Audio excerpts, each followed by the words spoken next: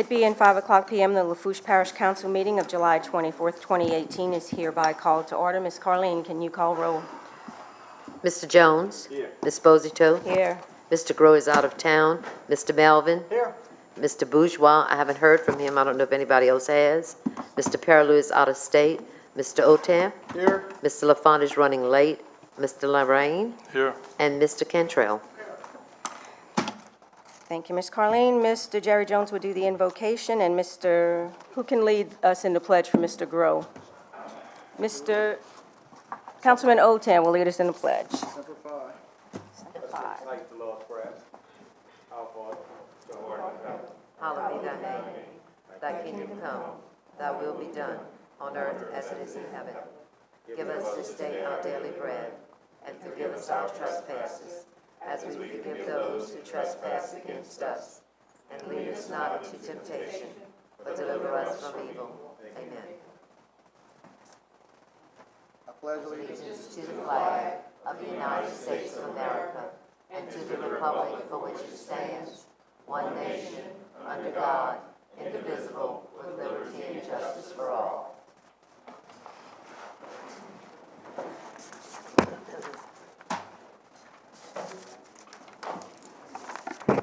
Item A. Item A, approval of the minutes. Ms. Carleen, where are we on these minutes? We need to approve just item 1, and someone needs to defer items 2 through 9. Okay.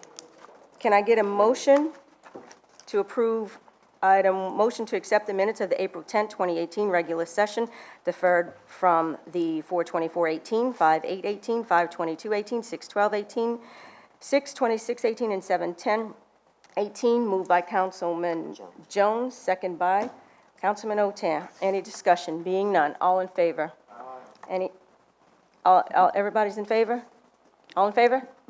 Any opposed? Okay, passes 5 yeas, 0 nays, and 4 absent.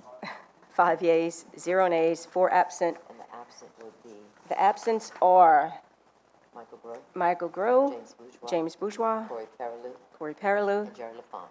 and Jerry Lafont. Okay, can I get a motion to defer items number 2 through 9 until meeting when? August 14th. Until August 14th, 2018. Moved by Councilman Otam, second by Councilman Jones. Any discussion? Being none, all in favor? Any opposed? Passes 504.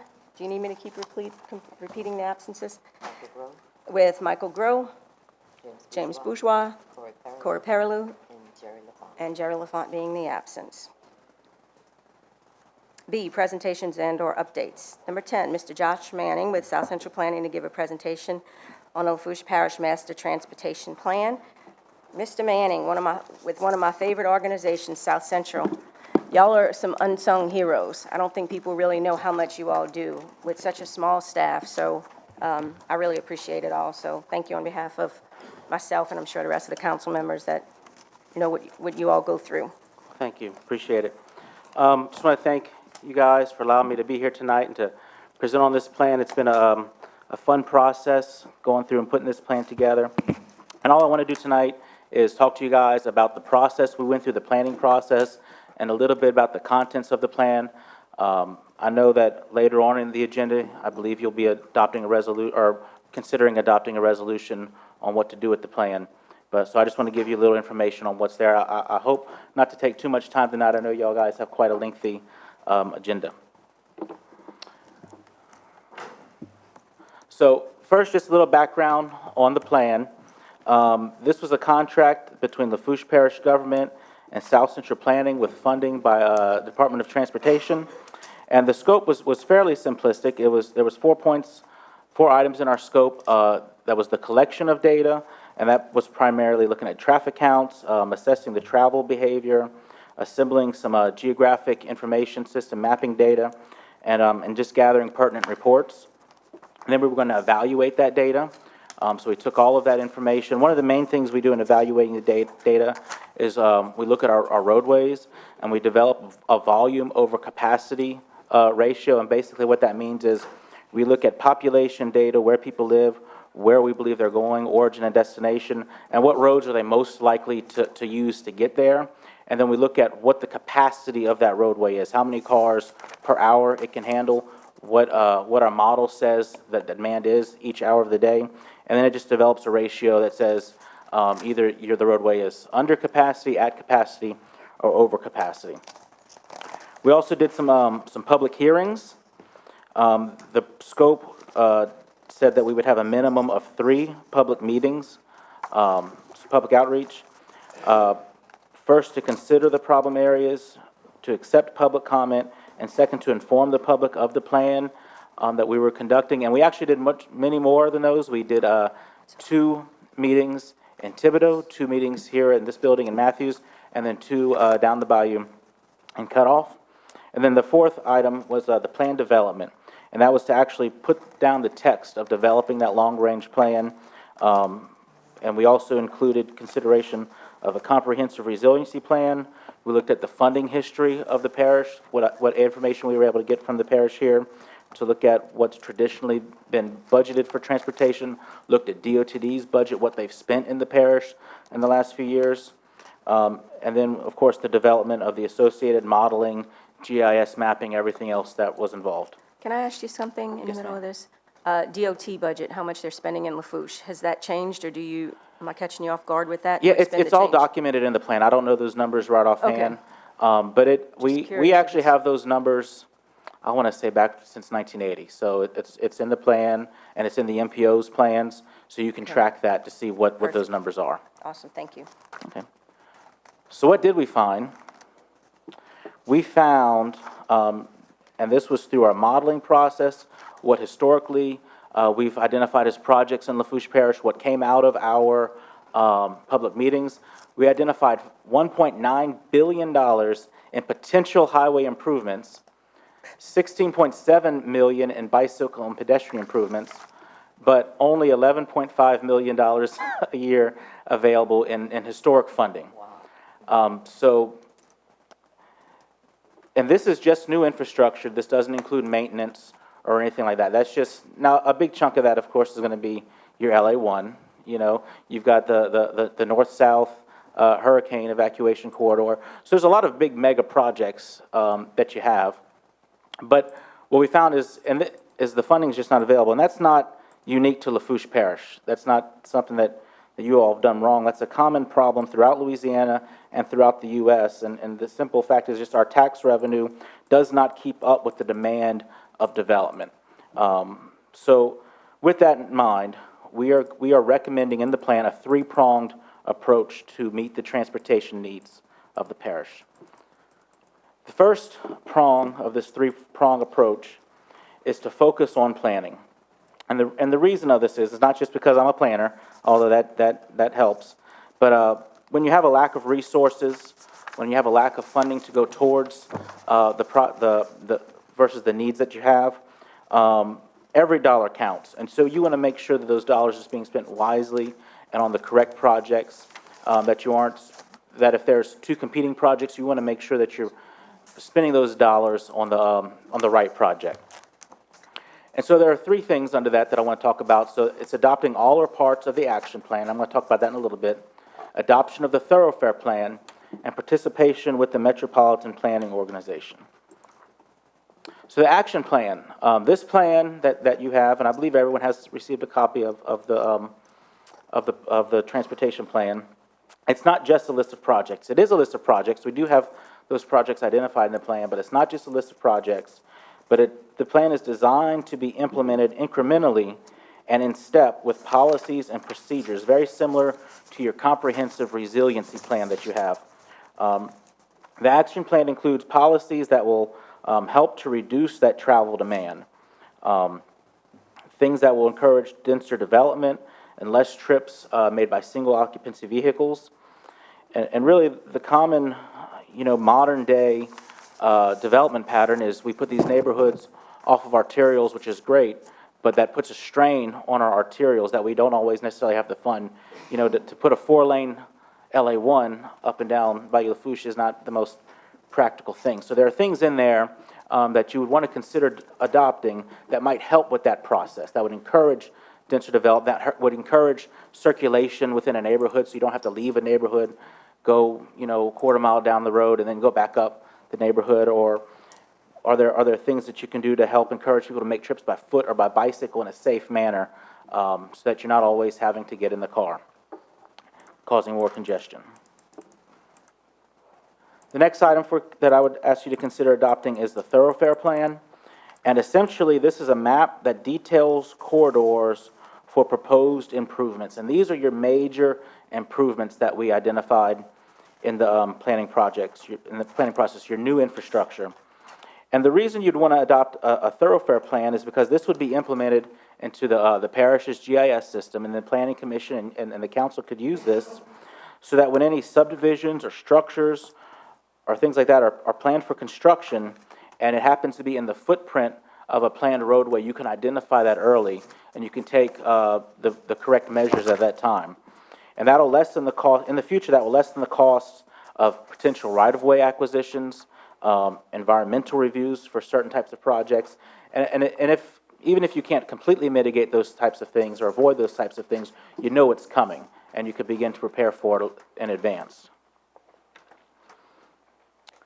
And the next item under planning is involvement with the Metropolitan Planning Organization. That's a program that South Central Planning runs. That's my primary job, actually, is working with the MPO. And what MPOs are is it's something that's directed by federal law, that if you're an urbanized area over a certain population, by federal mandate, if you want to spend any federal transportation dollars, we all pay our gas tax, it goes to Washington. Before they send it back to you, you have to have an MPO, you have to have adopted MPO plans that tells Washington how you're going to spend those funds. So I'd encourage you guys to continue to be involved in the MPO. Traditionally, Lafourche has been very active, coming to the meetings, participating in the planning process, and we would encourage you to continue to do that. The MPO provides technical support, keeps the parish up to date on federal transportation trends and legislation, and provides information and help on grants and federal funding. The next prong would be in that three-pronged approach, is to prioritize your transportation improvements.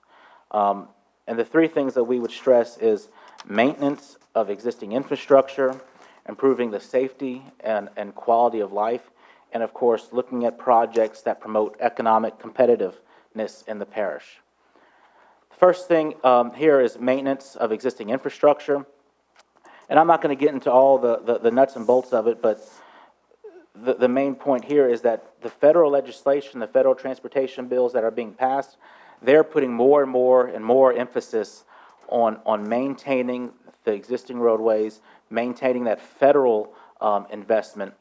And they're mandating that DOTD and the MPO develop performance measures on how we're spending our federal funds, and we are required to set measures on things like the cracking and smoothness and other factors of the roadway, on travel time. And what all that means is that there's going to continue to be less and less funds, federal funds and state funds, available for new infrastructure. More and more of those funds are going to be used on maintenance. And I've even heard in my conversations with DOTD that some of the off-system bridge projects may have to be handled by locals with no state participation, just because of the lack of funding that they have and the reality that they're faced with what their responsibilities are. As it currently stands, the bulk of state funding already goes to maintenance, and likely more will have to go in the future. Now, where there is some funding, though, that's not primarily just maintenance, is in the safety department. The federal transportation bills, they're putting more and more money towards safety because they want to also ensure that the roadways are safe for our users. So there are some funding for some new infrastructure and some things that can help mitigate congestion. However, it has to be tied to a proven countermeasure that can address safety issues. And in this plan, we do identify roadways that have a high potential for safety improvement, and we would encourage the parish to focus improvements on those roadways as well. And in addition, many safety projects can help to also reduce congestion, because you're talking about improving intersections, putting in safety countermeasures such as roundabouts that can help at a congestion at an intersection to keep that traffic flowing, and yeah, it slows traffic down, but traffic always continues to move. And in addition, throughout our planning process for this document, when we went to those public meetings and we heard from the citizens, and when they called our office and wrote in, many of them talked about more and more of an interest in bicycle, pedestrian, and even some transit options as well. And so those projects are traditionally less costly than a new roadway and can still help congestion for the existing roadway users, because in some cases it'll remove a few single occupancy vehicles from the roadway, and it still provides that mobility and accessibility to those people that may not have or have limited transportation options to begin with. And third, I would consider recommending that the dollars that you are able to spend on new infrastructure and major improvements, that you really look at making sure that those dollars are spent in areas that increase the economic competitiveness of the parish. And under economic competitiveness, I also think of our schools, our universities that are here, Nichols, Fletcher, etc., making sure that we provide, because those are, that education will enhance the workforce in the parish. So making sure that those funds, those very limited funds that we do have for transportation projects, are helping with workforce, helping with economic development, and providing a safe and efficient transportation to schools and universities in those areas of commerce. And also, from what we've seen is nationwide, employers look to locate in areas that offer other transportation options as well, not just roadways, but other things that can help recruit their employees and keep their employees. Also, some of those quality of life projects that we talked about just a moment ago. The third prong in our three-pronged approach is utilization of available funding sources. There are many federal programs that are out there. There are the very highly competitive Tiger, Build, and Infra grants. You have some competitive, but not as competitive, statewide programs, recreational trail, the safe routes to public places, the transportation alternatives, and then again the local road safety program. And all of these programs are explained in the plan. Then you also have MPO funding. Most of those programs, with the exception of this local road safety program, are 80-20 programs, which means for every 20 cents that the parish puts up, the federal government will put up 80 cents. The local road safety program is actually 100% match, meaning there was no funds from the local government that has to go to those projects. So we always are very encouraging of the local road safety program. We've actually worked very well with the staff here in Lafourche Parish on applying for some of those projects. We're applying for some grants now, so continue to be thinking of those as well. You have to have identified crash data. You have to be able to do proven effective safety countermeasures on those projects, but it's a very good program. And we'd also ask you to consider supporting federal and state revenue increases. And I'm not saying, just give whoever else a blank check, but both President Trump and Governor Edwards have floated the idea of increasing the gas taxes for both the federal and state. No one's really made any moves to do it. But if it ever does come up, I would just encourage you to consider it and to listen to what they're saying, to make sure, will it actually help Lafourche Parish? Would this bring more funds into the parish that could result in more revenue for our roadways?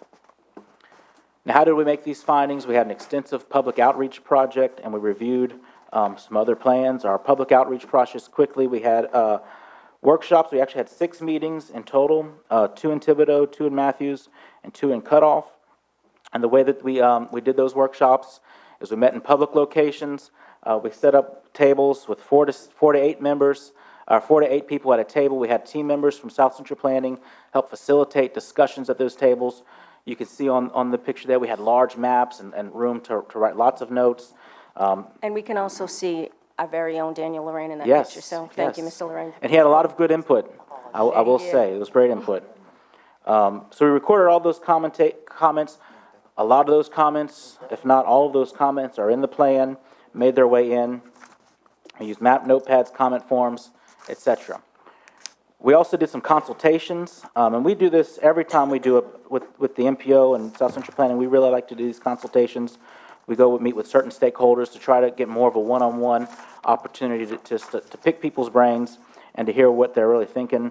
We did meet with the parish president back in April of 2016, and at that meeting was the parish administrator and representatives from the planning department and the grant administrator. We also did give council members an opportunity to meet and discuss priorities and concerns. So we really wanted to make sure that we included all of that information as well.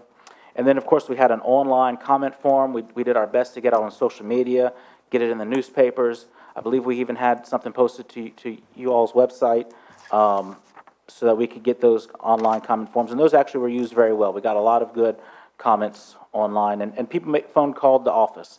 And they call, and I'd pull out, word processor and quickly type up those comments and included those in the plan as well. We also did a review of other plans. Some of these are plans that the MPOs put together, and some of them are not. We looked at the Lafourche Comprehensive Resiliency Plan, the Road to 2040, which is the Metropolitan Transportation Plan for this region that the MPO puts together. We looked at it's an older document, but we looked at the Lockport Comprehensive Plan, and then we looked at we had done a Lafourche Parish Transit Feasibility Study, the South Central Regional Bicycle and Pedestrian Plan, and the South Central Regional Strategic Highway Safety Plan. All of these plans went into the process for this. So what's next for you guys? We would ask that you would consider adopting this document and use it. The Planning Commission actually had adopted this, I believe, last month or the month before, and they're using it as part of their guiding document for subdivision approvals. We would ask that you consider adoption by the council, really to give your staff here in the parish direction on which projects to go after, applying for projects, and encouraging them to develop a process for exploring those recommended policies in the plan and to determine which ones will be adopted and how. And also use the existing funding sources that are identified in this plan to apply for those road projects, and then to develop a 5-year project improvement plan with yearly budget implementation. So that's all that I have for you tonight. I will accept any questions. And again, I just want to say thank you. I know you have a very lengthy agenda tonight, so I appreciate your time letting me be here to talk about this. Yeah, and I don't think you'll be here till number 32. So does anyone have any questions on this plan? Maybe we can ask them now instead of, I know y'all can't make it till 32. There's no way. Okay. All right, Josh. All right. Well, thank you guys. Appreciate it. Thank you. Thanks for and all if you ever y'all have do. any future questions, I have my contact information on there as well. So thank you guys. Thank you. Let the record show that Councilman Bourgeois entered council chambers at 4:12 p.m. At 5:12 p.m. Sorry. C, executive session.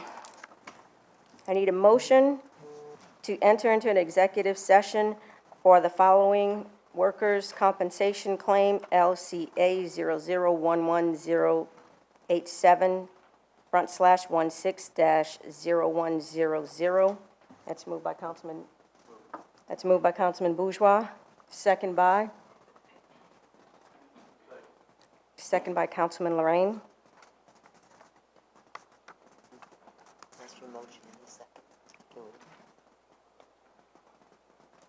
Okay, all in favor? Any opposed? Passes 6-0-3 with Grove, Lafont, and Paraloo being absent. Okay.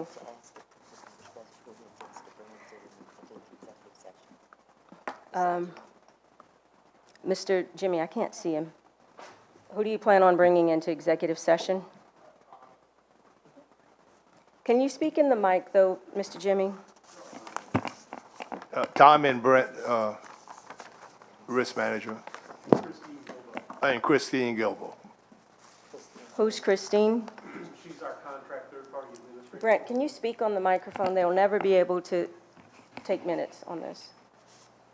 Ms. Gilbo works for LOCA, which is our third-party contract. I'm in loss administrator. Can you spell her name or have her spell it? Guilbeau.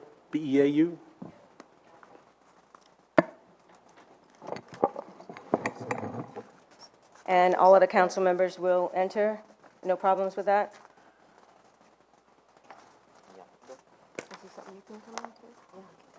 And I'd like Ms. Carleen to come in as well. Any objection to that? Okay. We'll be back. Everyone's here. Can I get a motion to reconvene the meeting? Moved by Councilman Bourgeois, second by Councilman Melvin. Any discussion? Being none, all in favor? Any opposed? Passes 603 with Grow, Perilou, and Lafont being absent.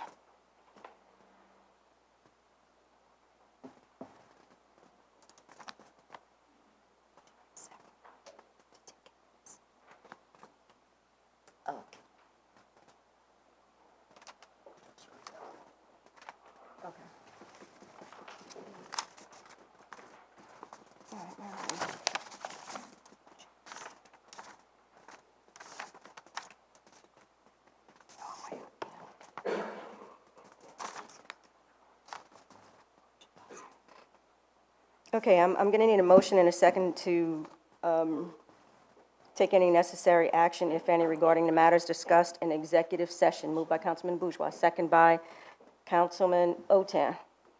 Any discussion? Being none, all in favor? Any opposed? Passes 603 with Grow, Lafont, and Perilou being absent.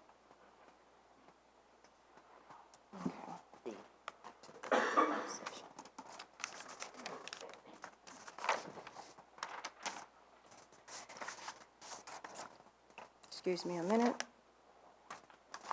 My papers are out of order.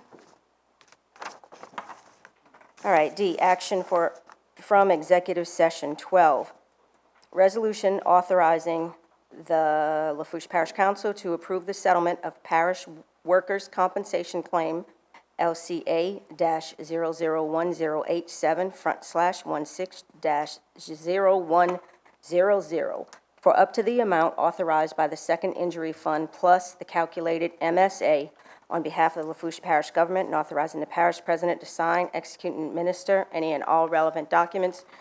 Moved by Councilman Bourgeois, second by? Second by Lorraine? Is that a yes? Second by Councilman Lorraine. Any discussion? Being none, all in favor? Any opposed? Passes 603 with Perilou, Grow, and Lafont being absent. Okay.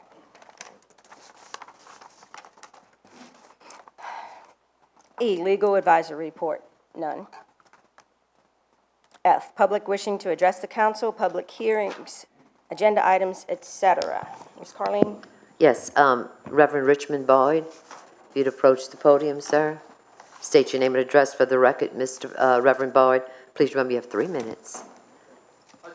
Did you want to speak right now, Mr. Boyd, or at another time? I could speak right now concerning the issue that's at hand. Okay. My name is Reverend Richmond Boyd. I live at 416 Gerald T. Peltier Drive, Thibodaux, Louisiana, 70301. And I spoke to you all, I think it was last month, concerning the community action. And I just want to let y'all know that I received a letter. I received a letter from Christine Russell, and I'd like to read it right quick for y'all. And the letter was, she sent me the letter yesterday, and I'd like to read it.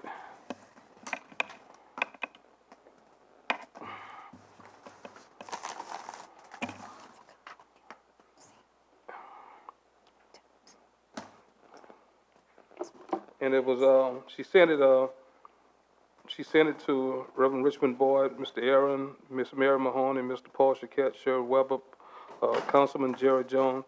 It says, Dear Reverend Boyd and board members, I received a copy of a letter dated July 19, 2018, and signed by Jimmy Contrell regarding recent events pertaining to Lafourche Community Action.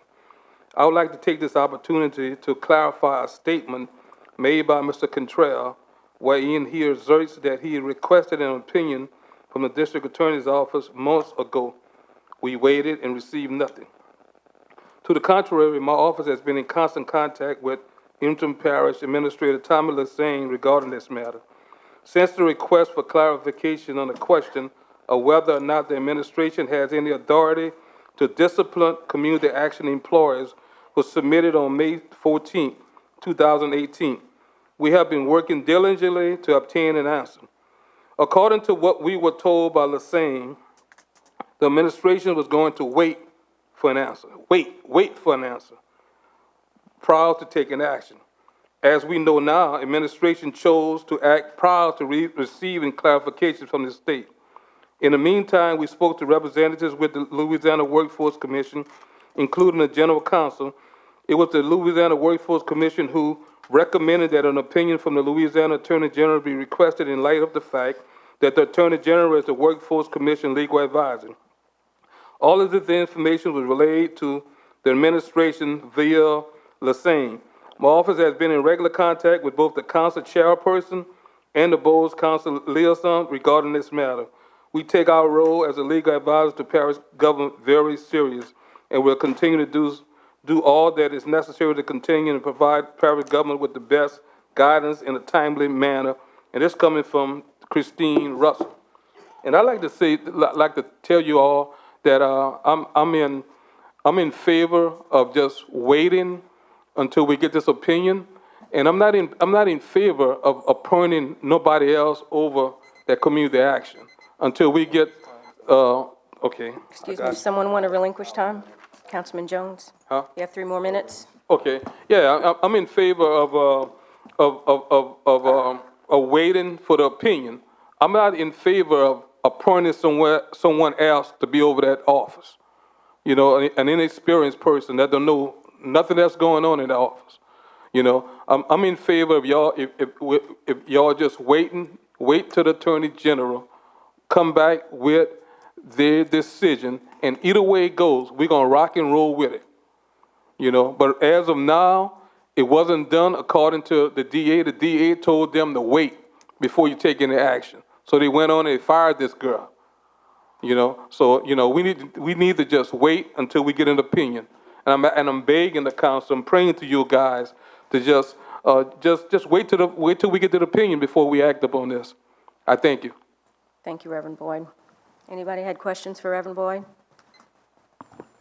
Mr. Jones, Councilman Jones? Yeah, just Rev, I think this council agree with you. We've been waiting, and the district attorney been waiting also. So I don't think there would be no meeting call or we take any action until we get it clear. Yeah, because she sent this letter to us yesterday. This was a letter that she sent yesterday. You know, because and it seems to me like the district attorney, they're getting tired of it too. That's the opinion that's opinion. I'm not talking for them, but that's my opinion. So, you know, like I say, all we got to do is wait it out. Tommy was told to wait it out, and action was taken, so we just need to just wait for the opinion. All these actions, not a council probably going to be liable for firing this girl, all depending on what that opinion go. The council going to end up being liable. And I don't think it's right for the council to be liable, you know, and it was told by the district attorney to wait. Any more questions? I did have one. Okay. So you're saying that no matter what the opinion comes back, that to your understanding, the board will accept that opinion, whatever it may be. I know the administration always says it's just an opinion, no one has to follow it. So you're saying that the Community Action Board will abide by the AG's opinion? Yeah, because... Could the administration say that as well, no matter what that opinion comes back as, or no? Mr. Jimmy, Parish President? Mr. Jimmy? Mr. Or Mr. Cantrell, Lassang? Mr. Cantrell had appropriate reason for taking action he took. Yes, I agree with everything Richmond Boyd had to say because I was in communication with him. And Mr. Cantrell chose to take this course of action. I don't disagree with it. There's sufficient reason for it. And I hate to say it, but it is what it is. It's done, and that's it. I'm saying if the opinion comes back, this, No. Mr. Boyd, no. So you're going to ignore the opinion and I didn't stick say with- that. I said we're not going to go with whatever they say. Well, We'll what wait is till the that? opinion comes back. Is that the parish president's stance, that whatever that opinion comes back, you're going to stick with what happened here not reverse anything, even though this board said they would follow the AG's opinion. Is that coming from the parish president? I really need to hear that from my parish president. Exactly what Tommy said, that's it. Okay.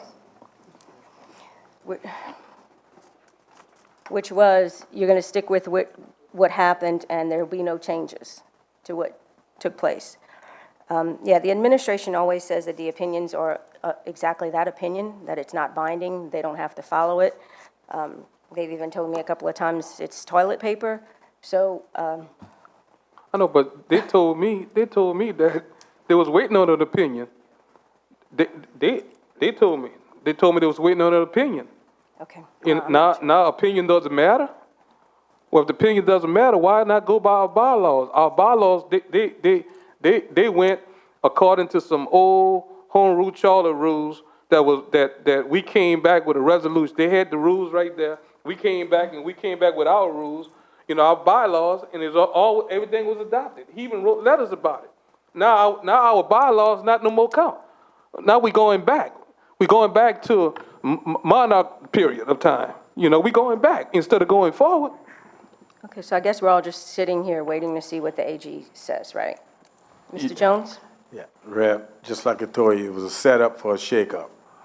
And by them not wanting to adhere to the opinion, it's just gonna make it worse. Because the tri-part board is very, very serious to the workforce connection. Okay. And whatever they say, workforce gonna rule this ship. And if they don't adhere to it, the money will be pulled from Lafourche Parish. Yeah. So it's not just an opinion. It's gonna be a ruling. Yeah. And the thing about it, I want to let y'all too, it got 3 contracts. 3 contracts right now. 3 contracts that need to be signed, 3 contracts that need to be signed right now, Signed and, by whom? that need to be brought before us, and then we bring it to y'all to adopt them. Okay? They filed freight on the 13th, and we had a meeting on the 18th. And So y'all canceled the 18th meeting because your departments were shut down? because of they closed down the office. Are we on any kind of time? And the thing about it, all these contracts, they got an E.A. Angelo, Tommy Friend. He called me up on the phone and asking me about him and Frank Lewis down there in Homer, with a 1.2 million contract, And like I told him good. I said, man, I said, you need to talk to your friend Tommy. You tell me best of friends. What you calling me for? And then they got in St. James Parish, I think about $1 million. And then they got all of our money, and we don't even we get all this money in, and we got to send it to them, and we got to send all our people to them.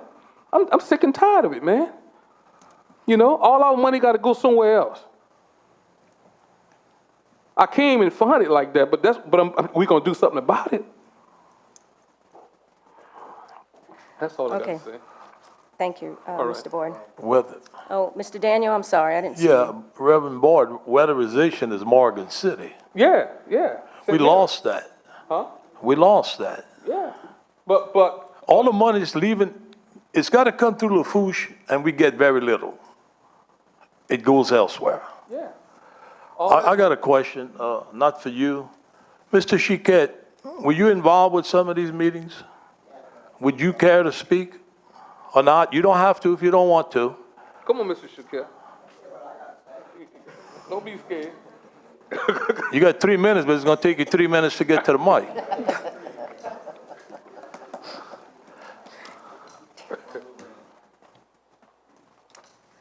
Paul Chiquette, raised in Louisiana.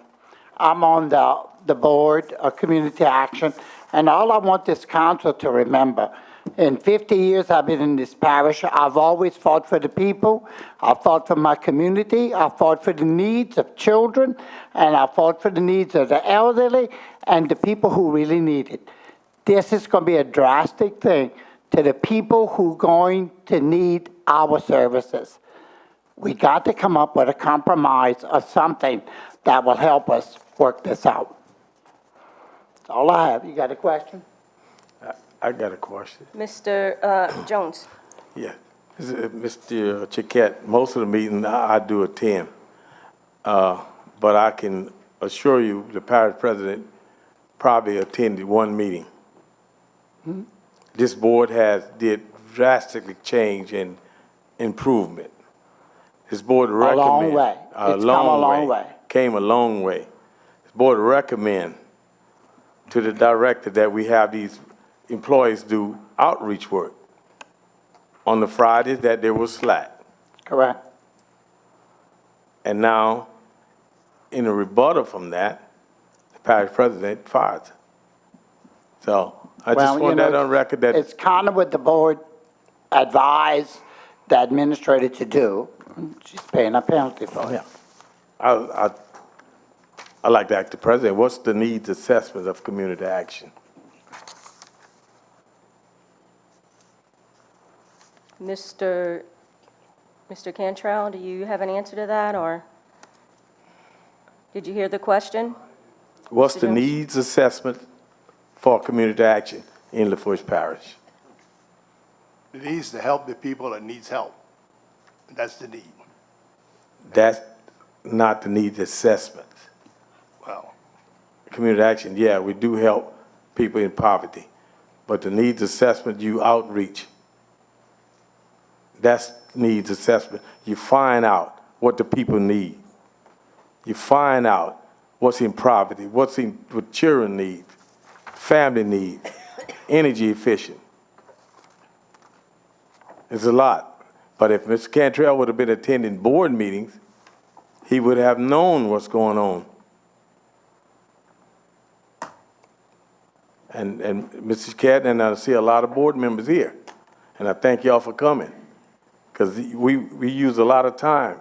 We went out and did a lot of work revising the bylaws and building up this agency like it properly should be.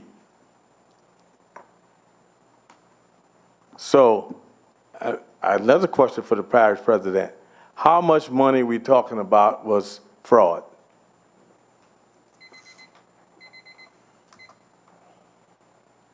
Mr. Jimmy? I'm not going to answer that question. I'm not going to talk about personnel or anything like that. This was a function of my office, and I did it, and I'm not answering any more questions about fraud or anything else in public. Well, you did it behind closed doors, underneath the table, but it will come out. Anyone else? Thank you. Thank you both. I just Mr. had one Mr. more Loran? thing. Mr. Chiquette, you've been on that board a few years, I would assume. Long time. And I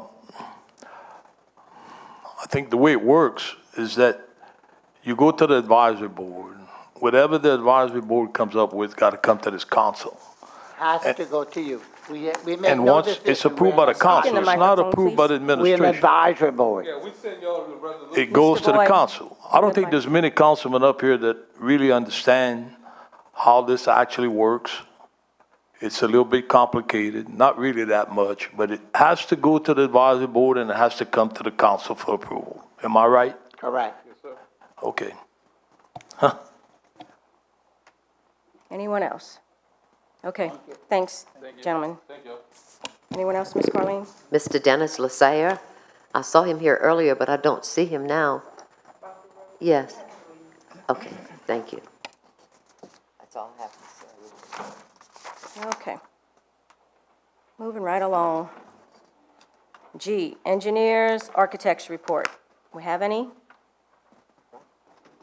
No engineers, no architect reports?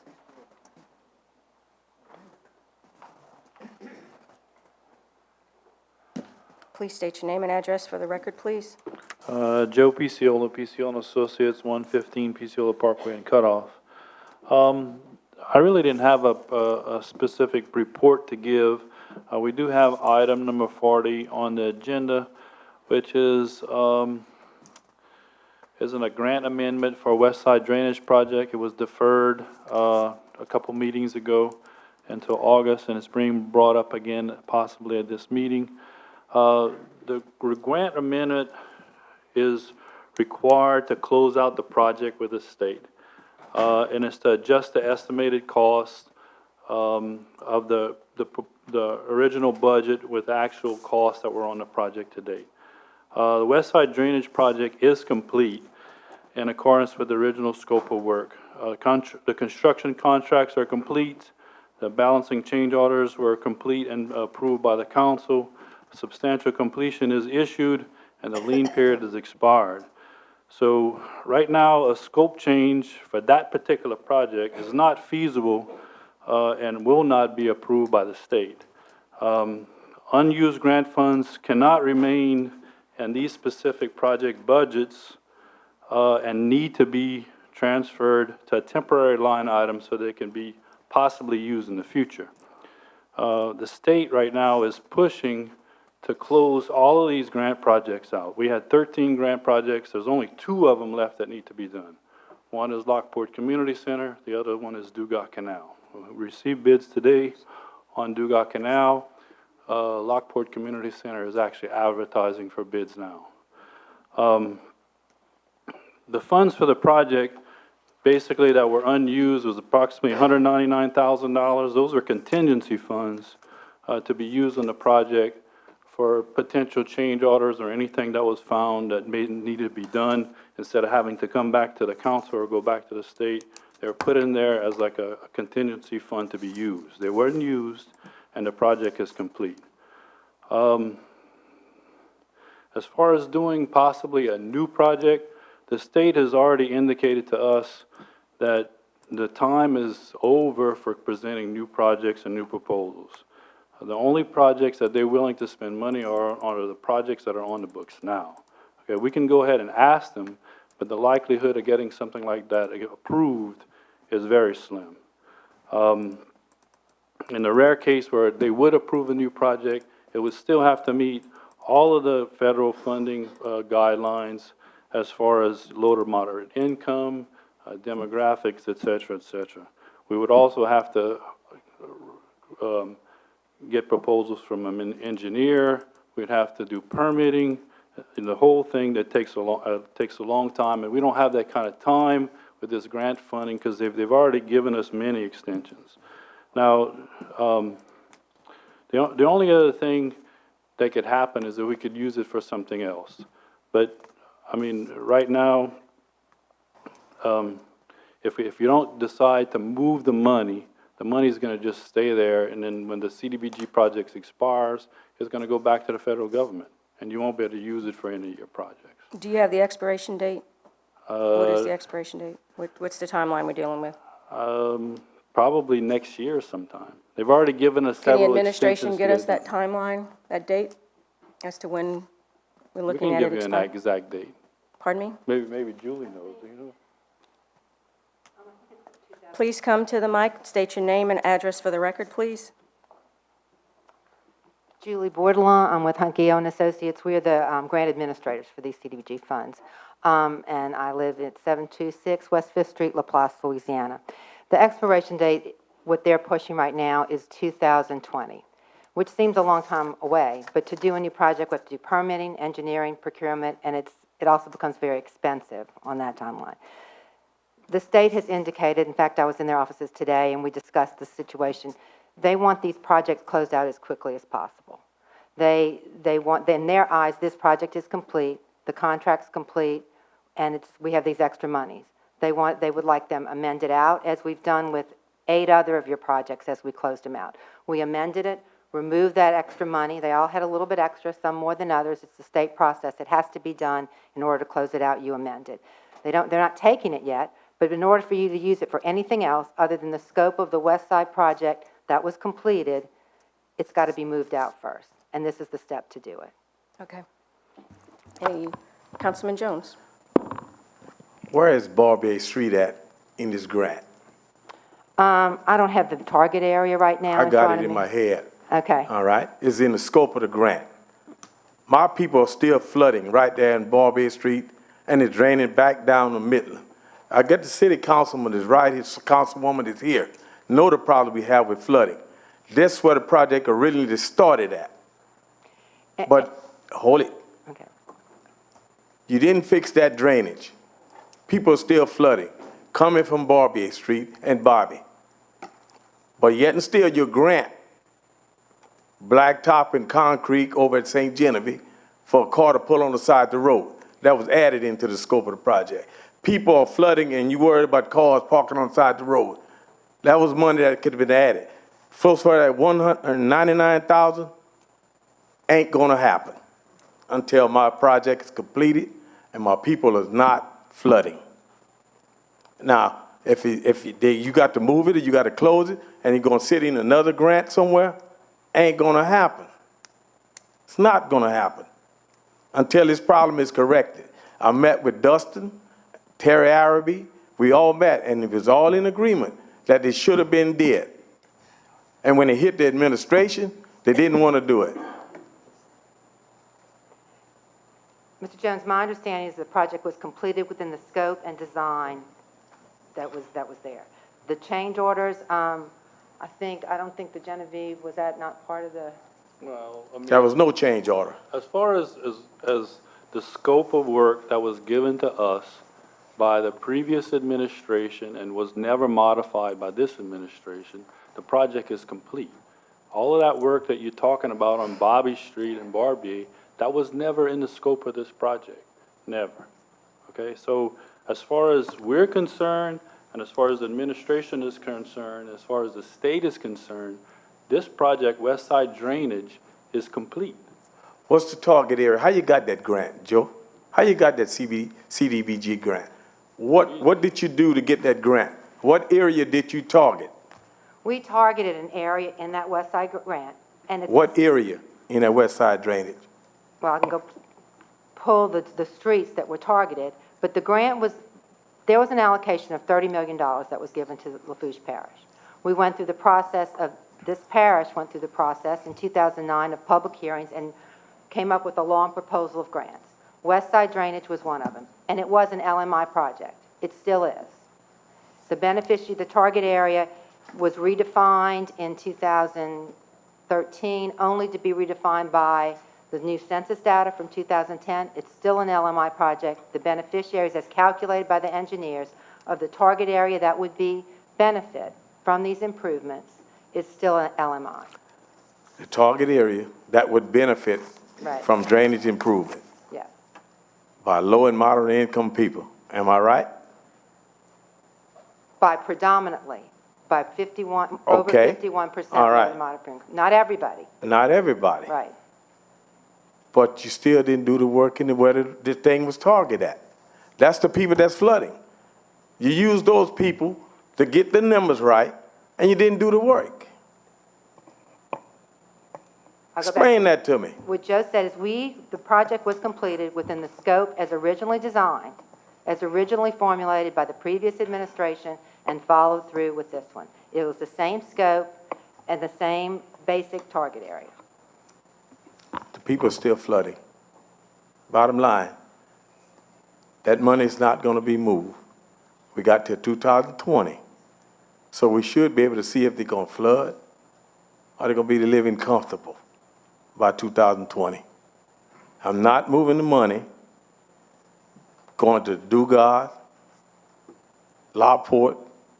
It's for District 1. And until District 1 is completed and the people are happy and not flooding, that 199, I hope this council don't move it.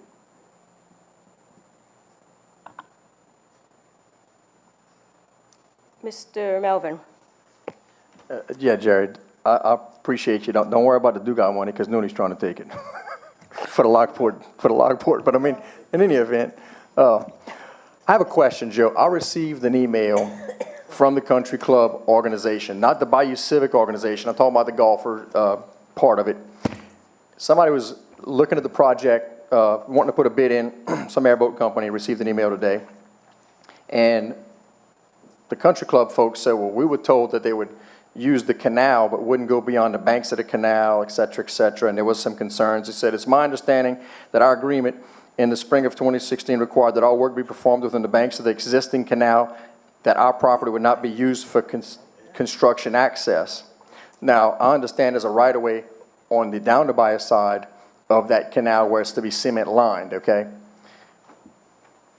I'm just wondering, since you're the engineer and you're the expert, Maybe Jack would know if you don't, but are they gonna be taking out trees on the golf course side or having access on the golf course side? Or The contractor, the right-of-way along between Parkside Drive and the country club was clearly shown on the project plans, okay? Okay.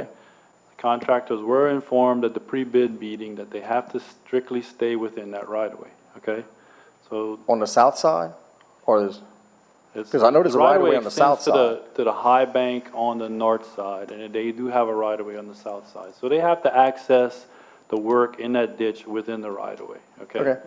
So, I'm just making I mean, sure. I don't know who it was that approached the country club, but the country club is under no obligation to provide any more right-of-way to this project. We have the right-of-way we need, and the contractor has to stay within it. okay, that's fine. They just had a question that they No, I wanted to know if understand. y'all were using, I saw the email today, so, so, but the contractor, he misunderstood, or he wasn't at the pre-bid meeting. okay, I Because might it was follow. clearly explained at the pre-bid meeting about the work in And that they were ditch good had with to it then, stay. the way Yes. they'll explain? Yes. Okay, I'll follow up with you after. Thank you. Sure. Councilman Otan? Yeah, I want to thank Bo. I think he was offering the CBDG money for Dugas to the Lockport Community Center. So I want to thank you, if I followed him correctly. Off script, I'm just wondering, Joe, if you had any update on Choctaw Levee, working with the Corps engineers and how you stand on that? Right now, we're primarily working with the state on Choctaw levy permit. We're out on public notice. The state has been asking us a bunch of questions about the proposed remediation plan, mitigation, et cetera. We had a site visit with them. Everything's going well. This process takes some time. We have to be out on public notice for 30 days. And then any comments that we get back, we have to respond to them. And then we'll go on for working with the Corps on their permit. So you said the state, that's who, DOTD? DNR, Department of Natural DNR. Resources, yes. Mr. Lorraine? Yeah, I want to, I could understand how Jerry feels because it's happened to me. But I released my funding. We had $110,000 left on the project that if we could have went another 200 feet, it would have completed it 100%. Unfortunately, it didn't. My concern is if the state says it's finished, if everybody says it's finished, and we don't comply, what happens if you try to get some more grants and they tell you you're not going to, would they tell you you're not going to get them till you close this out? Is this going to affect any other grants? I can't, this funding was a non-competitive funding. It was these projects, there was $30 million that was allocated to Lafourche. Right, Right. I was. This money, this $30 million was Lafourche's to use, and you decided how you wanted to use it. But we're coming to the end of the project. I understand. I was at the very end also. So in the so if you're asking further down the line, no. If you don't spend it, if it stays where it is, and we've closed out all the other grants, when the state closes out the CEA, they're going to just take back that $200,000. Okay, so here's $199,000. If the Dugas Canal doesn't need that, they have enough with what they have. If the recreation center doesn't need it, he's got enough what they have. Where does it go? It'll probably go back to the state, unless there's another quick way you could spend the money. Because they're at the end of their program. They've committed to the Department of Housing and Urban Development, who funds this. These are their funds. That these programs are going to be closed out in 2020. But if it's tied up and you get the state all teed off and something comes up, they might use that on you where, well, you're not getting any because of this. They'll say I'm just saying that. There's all kind of answers, I guess. The other caveat is that Lockport Community Center has $1.5 million in parish funds going towards it in the budget now. Right, So and any it's money mostly that all might be wetland, so that makes a lot of sense. Could be potentially used on Lockport Community and reduce the $1.5 million obligation from the parish. I don't know. Anyone else? Okay. Thank you both very much. Thank you.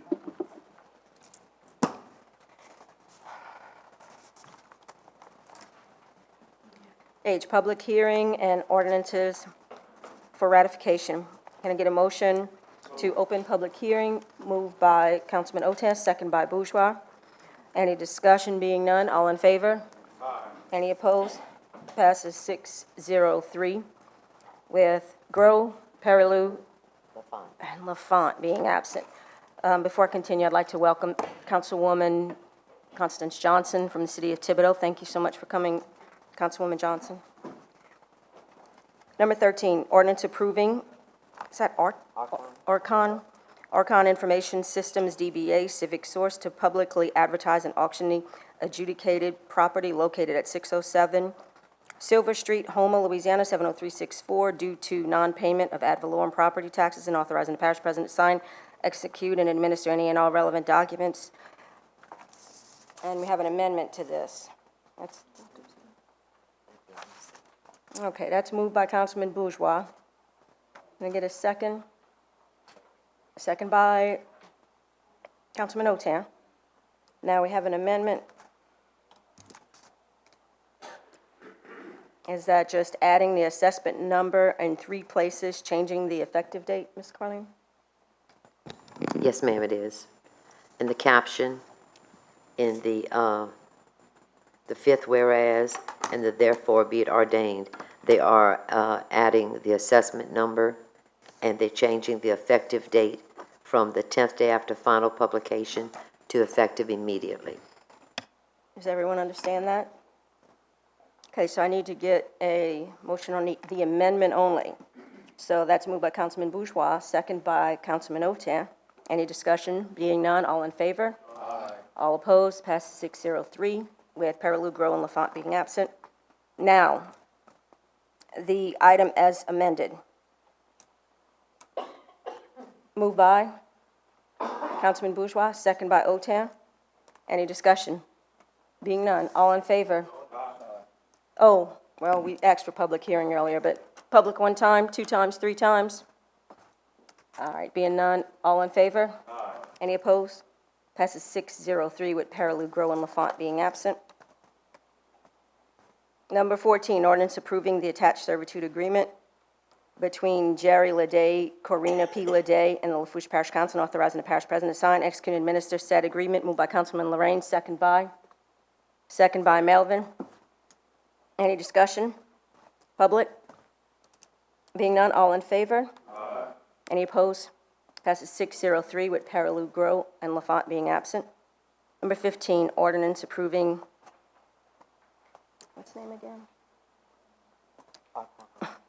Archon, ordinance approving Archon Information System, DBA, Civic Source, to publicly advertise and auction the adjudicated property located on Highway 316, Gray, Louisiana, 70359, assessment number 81106873000, due to non-payment of ad valorem taxes, and authorizing the parish president to sign, execute, and administer any and all relevant documents. Moved by Councilman Bourgeois, second by Otan. Any discussion from the council? Any discussion from the public? Being none, all in favor? Aye. Any opposed? Passes 603, with Perilou, Grow, and Lafont being absent. Number 16, ordinance approving Archon Information System, DBA, Civic Source, to publicly advertise and auction the adjudicated property located at 301 East 116th Street, Galliano, Louisiana, 70354, assessment number 81022877000, due to non-payment of ad valorem property taxes, and authorizing the parish president to sign, execute, and administer any and all relevant documents. Moved by Councilman Lorraine, second by Melvin. Any discussion from the council? Any discussion from the public? Being none, all in favor? Aye. Any opposed? Passes 603, with Perilou, Grow, and Lafont being absent. Number 17, ordinance providing for 2018 supplemental appropriation 18-019 within the 2018 operation and maintenance budget to amend the budget to correct changes by the administration, remove duplicate projects, deobligate completed projects, and amend various line items as per the library board recommendation, and authorizing the parish president to sign, execute, and administer said transaction as provided for by Article 6 of the Lafourche Parish Home Rule Charter. Moved by Councilman Lorraine, second by Councilman Otan. Any discussion from the public? Any discussion from the council? I think we had a little discrepancy on this in the past, but we're good? All right, all in favor? Aye. Any opposed? Passes 603, with Perilou, Grow, and Lafont being absent. Thank you, our library people, always willing to show up.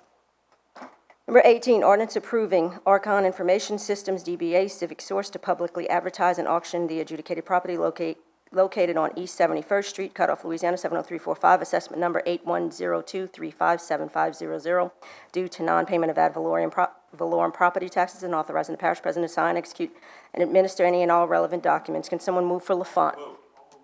Moved by Lorraine, second by Bourgeois.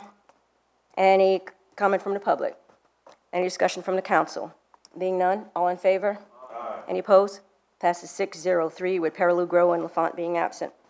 Number 19, ordinance approving Archon Information System, DBA, Civic Source to publicly advertise and auction the adjudicated property located on East 23rd Street, La Rose, Louisiana, 70373, assessment number 8102492401, due to non-payment of ad valorem property taxes, and authorizing the parish president to sign, execute, and administer any and all relevant documents. Can someone move for Lafont? Moved by Councilman Lorraine, second by Bourgeois.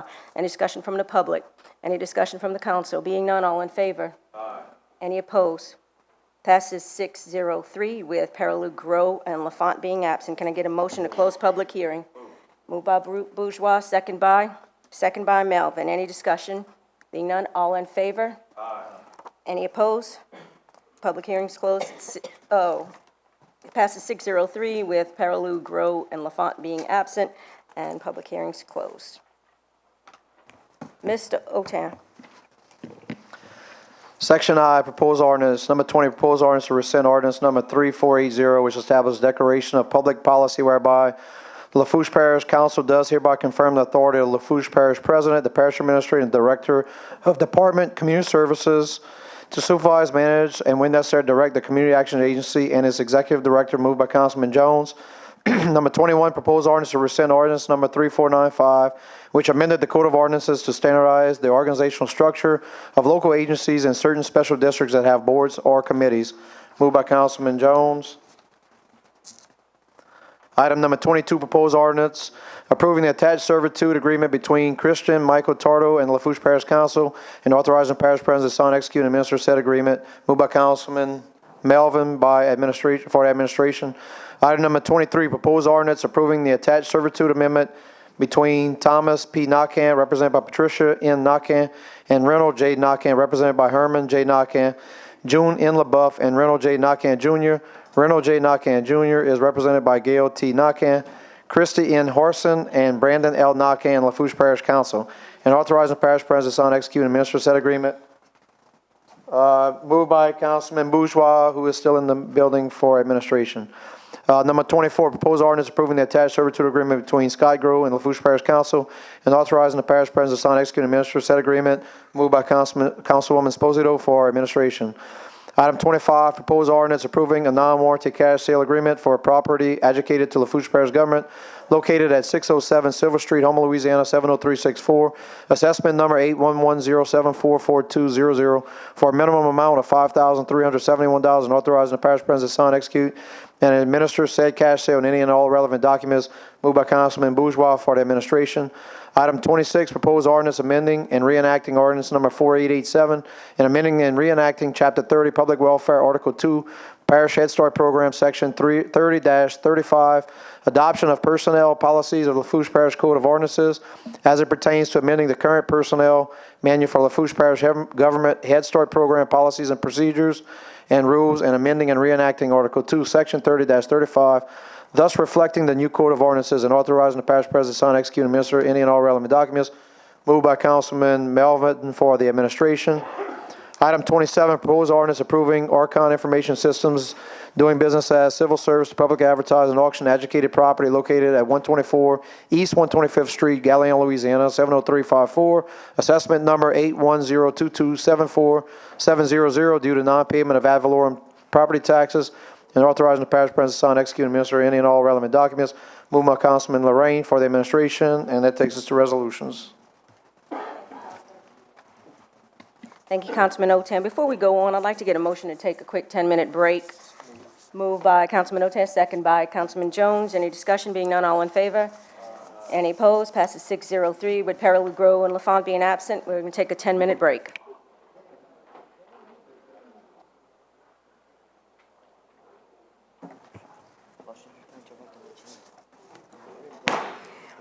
Can I get a motion to return to regular agenda? Moved by Councilman Jones, second by Councilman Melvin. Any discussion? Being none. All in favor? Aye. Any opposed? Passes 5-0. 503, and one Alderwoman Thomas vote. Oh, he said yay. Yay. Passes 603. Y'all confusing me with this, all of this. Okay, with Perilou, Grow, and Lafont being absent. 28, resolution requesting the Lafourche Parish District Attorney to review the issuance of the alcohol permit to DG Louisiana LLC DBA Dollar General Store number 18029, 1931, Highway 308, Thibodaux, Louisiana, 70301, due to the process not being followed properly for the reasons listed below, and if the permit was issued in error, who has the authority to revoke the permit? Moved by Councilman Melvin, second by O10. Any discussion? I see some St. Charles people here. Any discussion? All right, being none, all in favor? Aye. Any opposed? Passes 603 with Perilou, Grow, and Lafont being absent. Number 29, resolution requesting Parish President James B. Cantrell to consider nominating Mr. Tommy Lassang for Parish Administrator. Moved by Councilman Lorraine, second by. Who screamed that? Oh.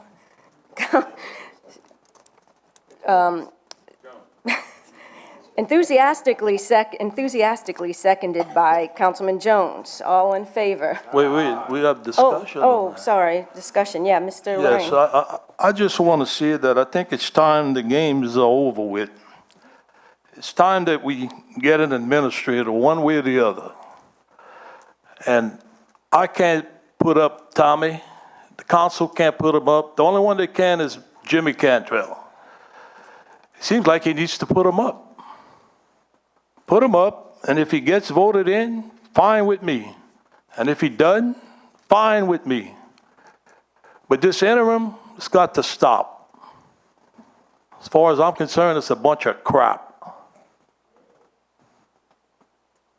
Put somebody up and make sure he comes to the meeting when you put him up. And if you don't put him up, that's fine with me also. But he can be removed by the same council. And I guarantee you, it's probably going to happen. Either you in or you out. That thing of playing games, as far as I'm concerned, it's over with. And it's strictly up to the parish president, and it can be up to the council. It can go both ways. So all I'm asking for is put them up. Put them up and let's see what happens. And if you don't put them up, something else might happen. So, and that's not a threat, that's just me talking. But as far as I'm concerned, I've been sitting here a long time, and I've never seen anything bad like this. 5-4 was a piece of cake. You can fault me if you want, but there's fault from everybody. And it's kind of late to change it, but it needs to be changed.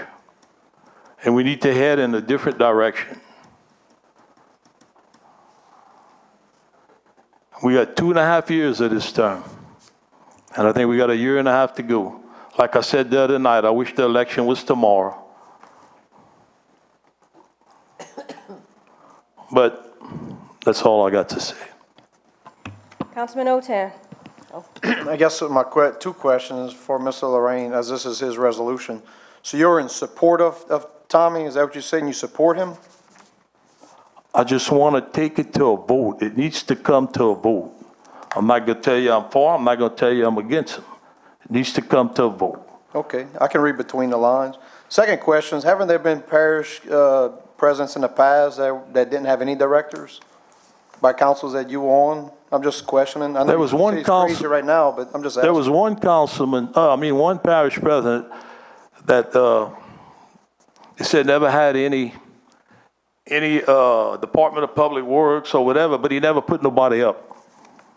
They don't say that part, but I'm telling you, never put anybody up. He said he didn't want to put it up because he figured it would get shot down, 5-4. But nobody was never nominated. Here, we've had quite a few nominations, but it always falls to the interim. like I said the other day, interim is supposed to be part-time, not full-time, not forever. And put them up. Whatever happens, happens. Whichever way I vote, I vote. Okay, I just, when you said that you've never seen anything like this, I thought that this is nothing new. And so it was much worse in the past, because there have been No. administrations operated without direct. There has never been nothing worse than this council and administration since I've been serving as a parish councilman. Councilman Jones. Just want to reenter, Mr. Lorraine, I agree with you. You agree with him what? Put Tommy up. Let's vote. Councilman Bourgeois. I just want to correct the record. I don't believe it's Mr. Tommy Lesang. I believe it's Dr. Tommy Lesang. Well, Doc, sorry. Thank you for that, Councilman Bourgeois. Councilman Melvin. Well, I think most people have the idea that, I don't know why y'all ran, but I ran to help the people and try to move the parish forward. And yes, do we have egos? Yes. We have politics sometimes? Yes, unfortunately. But the fact of the matter is that is to further why the charter needs some tweaking is if Mr. Jimmy puts somebody up, we don't agree with it, but then he can automatically take that same person we don't agree with, hopefully for the right reasons, or if we agree with them. But the point is, if we disagree, he can automatically put them in another position in the parish, and they're there. There's people sitting there now. There's people in the past who were sitting there. That's not good government when you have a council that represents the people, and somebody's put up, we disagree, we vote them down, but he can still put them in position. Something's wrong, and that's not representative. That's leaning way heavy. So I think the current charter was a way over correction based on the 5-4 days. And that's why I'm told this charter is written the way it is. So I think we need a little tweaking, my personal opinion, because I'm trying to help the people. Let's all pull in the same direction. Yeah, we can disagree, but I don't like the way it's written. Councilman Lorraine. Yeah, Bo, I would only like to tell you that it may need a little tweaking, but I can tell you if it was followed by both parties, it would be a lot better. If the charter was followed the way it's written, it would be better for the council and the administration if both parties would follow it. Half the time, nobody's following the charter. Now, I'm going to tell you something else. You can put up whatever you want to the people. It's not easy to get it passed. I promise you. Mr. Cantrell, you had any comment on any of that? Dr. Lesang? See, I got it right. Okay, where are we? Are we voting? All right. All in favor? Aye. Any opposed? Okay. Passes 5 yeas, 1 nay, 3 absent, with OTAN being the nay and Perilou, Gros, and Lafont being absent. Is that correct? Yes, ma'am. Okay. On the ball, on the money. Number 30, resolution requesting the administration or the entity which investigated the Office of Community Action for any wrongdoing to attend the July 24th, 2018 Lafourche Parish Council meeting to present a report to the council of the evidence found. Moved by Councilman Jones, second by, excuse me, second by Bourgeois. Any discussion? Councilman Otan. In light of the Reverend's discussion earlier about us leaving everything alone, I thought maybe these were going to be deferred, or, I mean, that was my interpretation when he got up there and he said we should leave all of this alone and not take any action? Councilman Jones? That was when this was at the district attorney's office and all. We were supposed to be sitting and waiting until the attorney general sent his opinion to workforce and then move forward. But this investigation we knew nothing about. We need to know, and the board needs to know, what angles did they take to find out this, or who did the investigation? Did the sheriff department didn't do it? The district attorney's office didn't do it? Who did the investigation?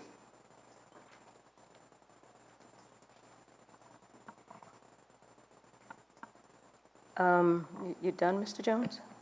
I'm waiting for an answer. Okay. Mr. Cantrell, do you want to make a comment? Yes, this was an administration audit, and we completed the audit, and it's an administration function, and it's only an administration function. So that's it. Okay, Mr. Jones? How far did you go into the audit?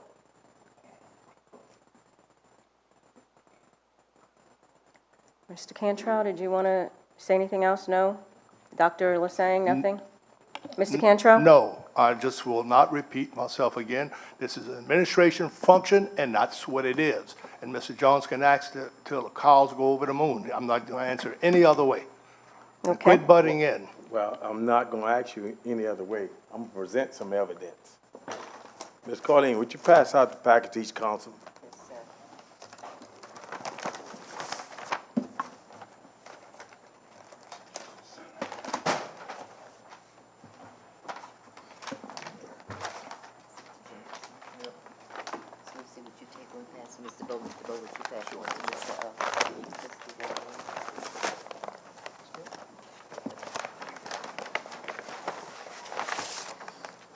Mr. Jones, Councilman Jones, you want to proceed with an explanation of what all this is?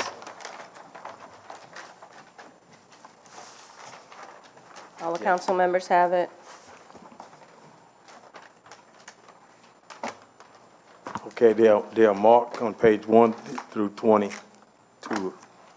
The first copy is the questions that our parish chairman asked the administration. Finally, we got some answers. Ms. Colleen, would you read the question and answers?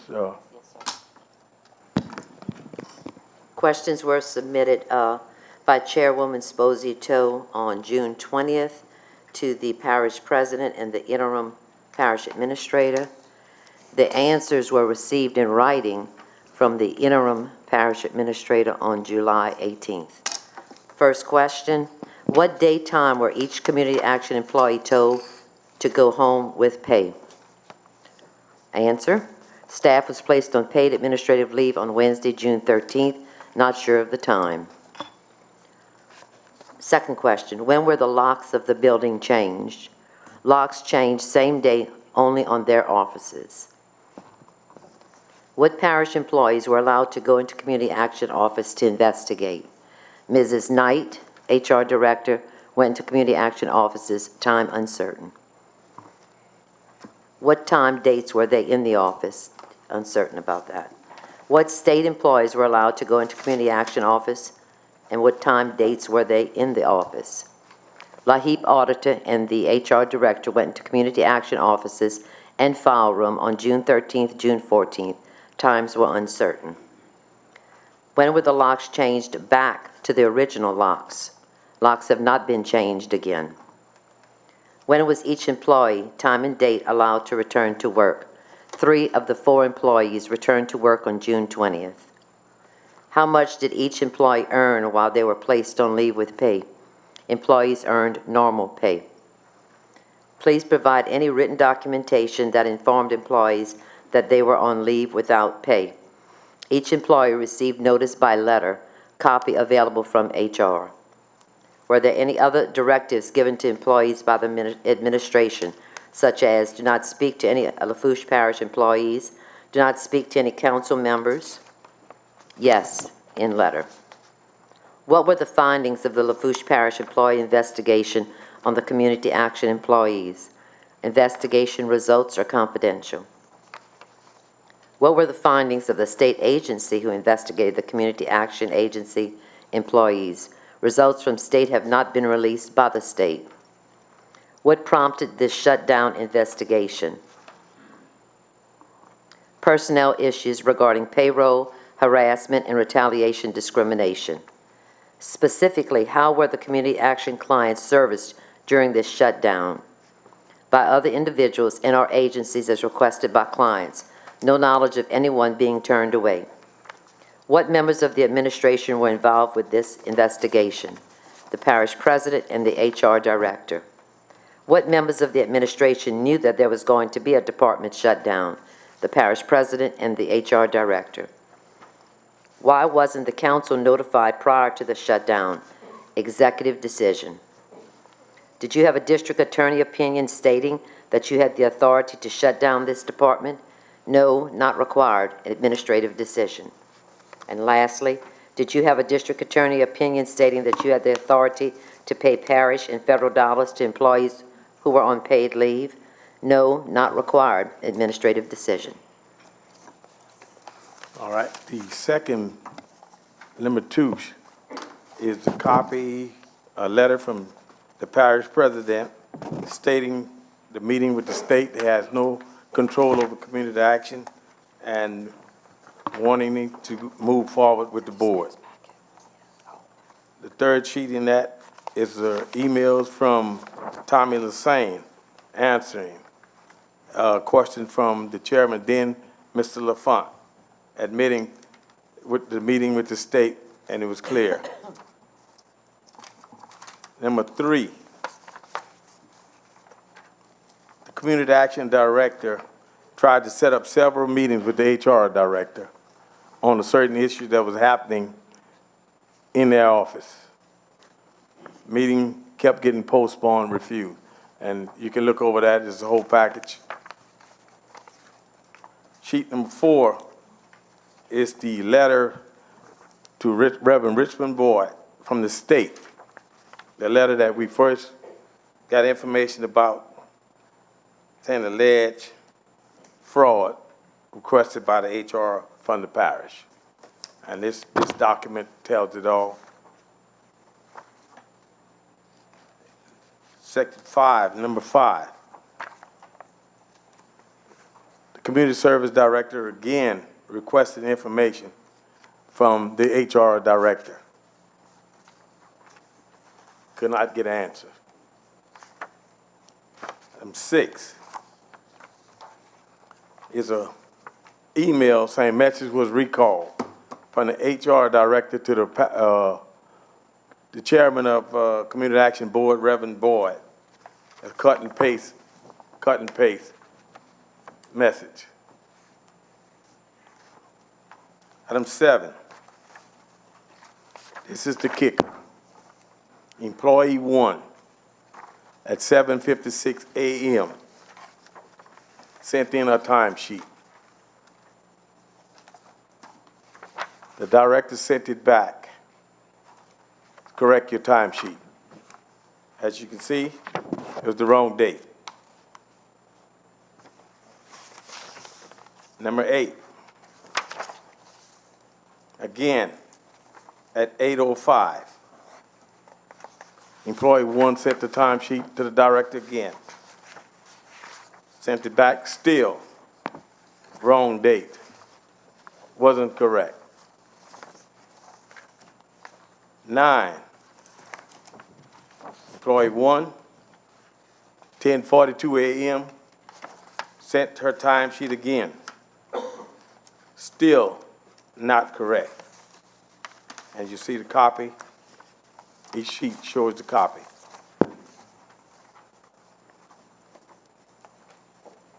Item 10.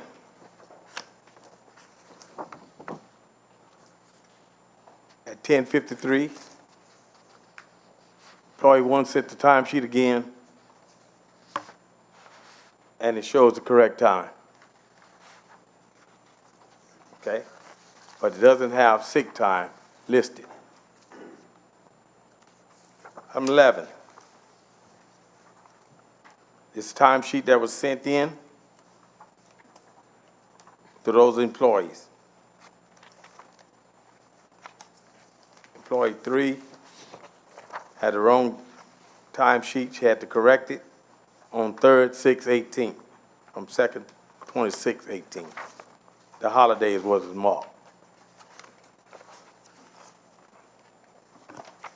The employee 1 shows no sick time. Employee 2 shows no vacation time. On 12,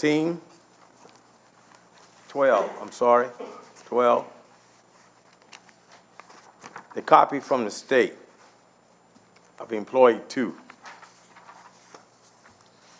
showing the timesheet was changed to vacation without the supervisor's knowledge. 13, employee 1 timesheet was changed. 5 hours sick without the supervisor's knowledge. But they changed the timesheet, sent it to the state, left the supervisor's signature on it. No initials, no nothing on it.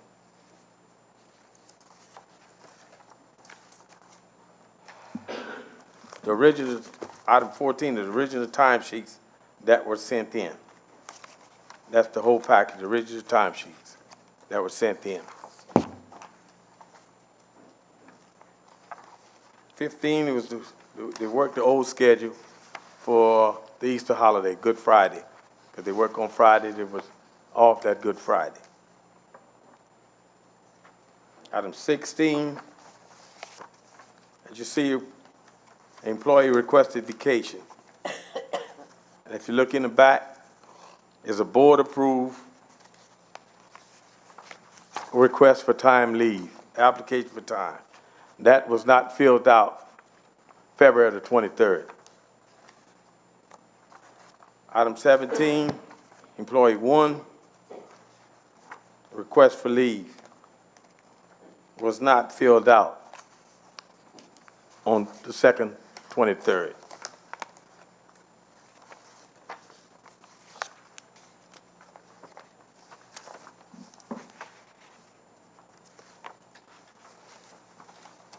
And move back to one, gotta move back where they changed the timesheet. A request from the HR department sent an email to one of the employees to change the timesheet to vacation. No initials. The director's signature still in place, with no knowledge. Item 18 was a letter effective immediately, paid administrative leave, signed by the president and HR director. Item 19 was this pre-disciplinary action meeting, signed by the parish president, Tommy Lassane, the parish administrator. I don't know who appointed him as administrator, but he signed it as parish administrator. Item 20, letter of termination received through FedEx, signed by the parish president, Tommy Lassane, as parish administrator. Item 21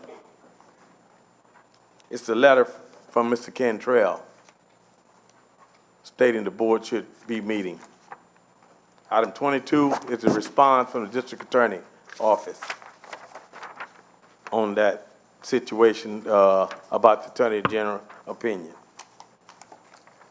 Item 23, and you might not have this in your package, it's the locks that were changed. The locks that were changed, $225 we paid for the locks to be changed. But the thing is, the discrepancy in the employees supposed to be tied $87.30. That's what it is. $87.30. And it's all right here in black and white. We spent $225 to change the locks. Administration did not come to the board chairman, Mr. Boyd or Reverend Boyd, did not come to the council chair, Ms. Posito, did not come to the liaison, which is Jerry Jones. He did not contact any of the council members. But yet instead he took a drastic move and did something foolish. And this is what it's all about. Right here, it's all in black and white, ladies and gentlemen. This parish president, if he would pay attention, right next to him is thanking him. Is thanking him. For $87.30, he shut down a whole department. People needed service. Ridiculous. Totally ridiculous. A man with that kind of capability shouldn't even be parish president. And 520 days, we're gonna make sure, because it's counting down, and people are scratching their calendars. He will be gone. But thank you, Councilman, for your time. This is what I had to present. Let me just say, Ms. Carleen, if you can enter this into the minutes, but redact all of the names for all of the personnel, that would be good. Just really quick, so the shutting down the department, the paying parish employees to stay home for what it was a week, that's 3 employees, or how many? For $87 and something. Shut down the whole department. You sure, Mike? Yeah. The whole department was shut down from June 13th to June 20th. Okay. For $87.30. Okay. When it could have been talked about and explained. The board itself, and the president and Mr. Chiquette was up here, the board requested outreach work to get out in the community, bring community action to the community. And if they didn't do it, it wasn't the director's fault, I can tell you, because they were supposed to be doing it. Okay. Any further comments from the administration or the council? Anything from public? So, no one from the administration here. How do we vote on this if it was for tonight? It's a resolution requesting the administration. All right. Do you want to pull it since they don't, or do you want to just move it to a vote? We can pull it, but I explained to the public. The public need to know just what's going on in this administration, how foul it is. And it's not the first time. This administration has been on minorities since they took seat in January of 2016. They've been doing it. The most racist administration they ever had in Lafourche Parish. It's sitting right there. 2 of them. Okay, so we're going to, Councilman Jones is going to pull item number 30.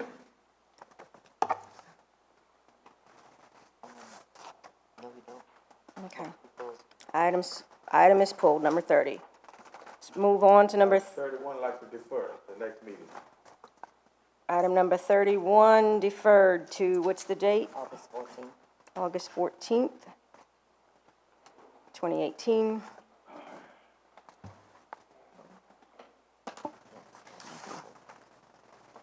All right, all in favor?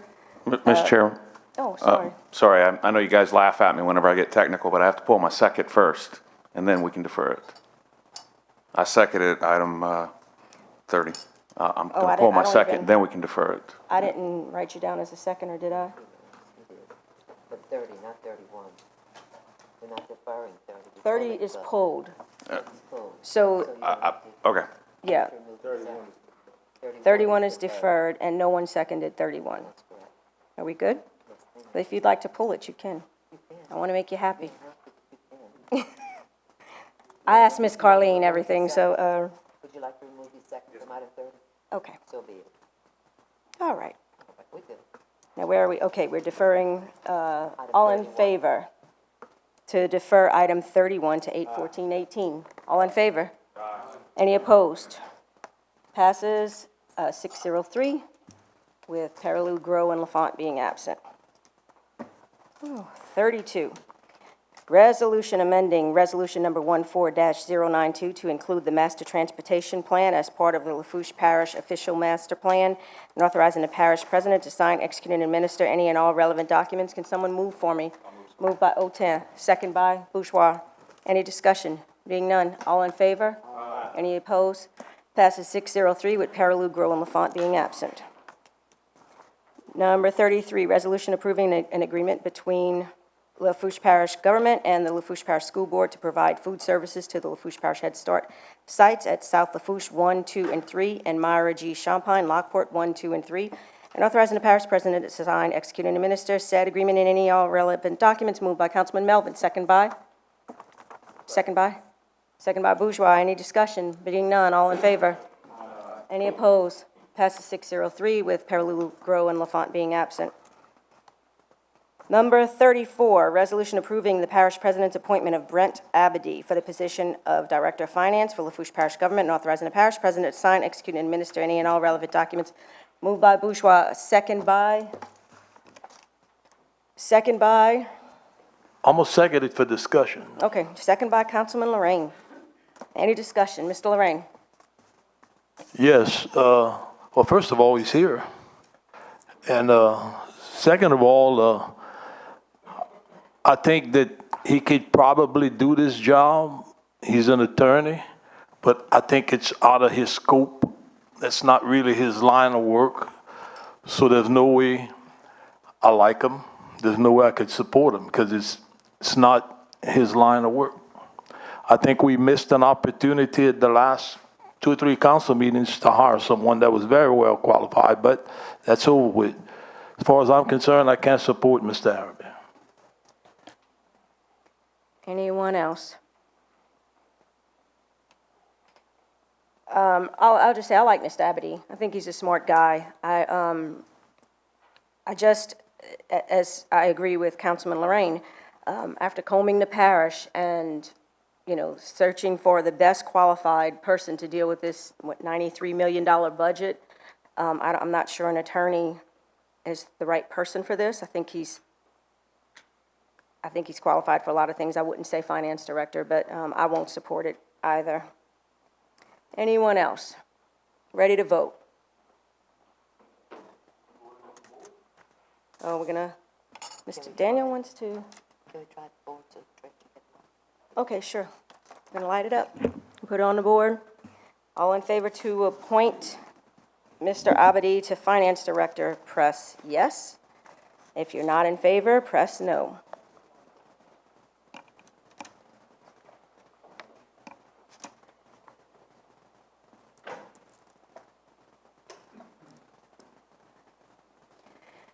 Fails. 153 with 5 saying no. The 5 saying no is Melvin, Otan, Lorraine, Jones, and Sposito. Abstain is Bourgeois, and absent is Perilou, Lafont, and Grow. Congratulations, Mr. Abady, you get to stay in your position. He said, thank God. Mr. Bourgeois abstained. So what's the number there? 0 yeas, 5 nays. 0 yeas, 5 nays, 3 absent. 3 absent, and 1 abstention. Yeah, do I need to announce everyone again? All right. 35. Resolution approving an interagency agreement between Lafourche Parish Head Start Program and Lafourche Parish School District to coordinate efforts for the 2018-2019 school year to identify and serve children who are at risk of developmental delays and/or have exceptional needs, and authorizing the parish president to sign, execute, and administer said agreement in any and all relevant documents. Moved by Councilman Melvin, second by Lorraine. Any discussion? Being none, all in favor? Aye. Any opposed? Passes 603 with Perilou, Grow, and Lafont being absent. Number 36, resolution approving the bids for miscellaneous materials for the time period of August 1st, 2018 through August 31st, 2019, and authorizing the parish president to sign, execute, and administer any and all relevant documents. Can someone move for Grow? Moved by Councilman Bourgeois. Second by Councilman Jones. Any discussion? Any Did discussion? anyone hear from Grow on his thoughts on Councilman this? Otan? Did Councilman Grow speak to anyone on this, what his thoughts were? I haven't heard from Grow. Anyone else? Anyone else? Okay. Does the administration want to explain something, or Dr. Lasang, or Mr. Jimmy? Or James? Mr. Bournes? Yes, this is on a lot of miscellaneous. Mike, please. Oh, it's not working. It's on, Get closer. Get closer, maybe. on number 36. You're going to have to get closer or speak louder, James. Sorry. Oh, okay. This is Thank a lot you. of miscellaneous materials that we use during the year that we put out for public bid. And we're just about out of time. I believe the time runs out August the 1st on last year's bids. Everybody here has been through this every year that we do this. Some of the items that'll be coming out further and later that didn't have the proper paperwork, so we're having to rebid them, but this is just normal everyday materials and stuff that we use throughout the parish. Okay.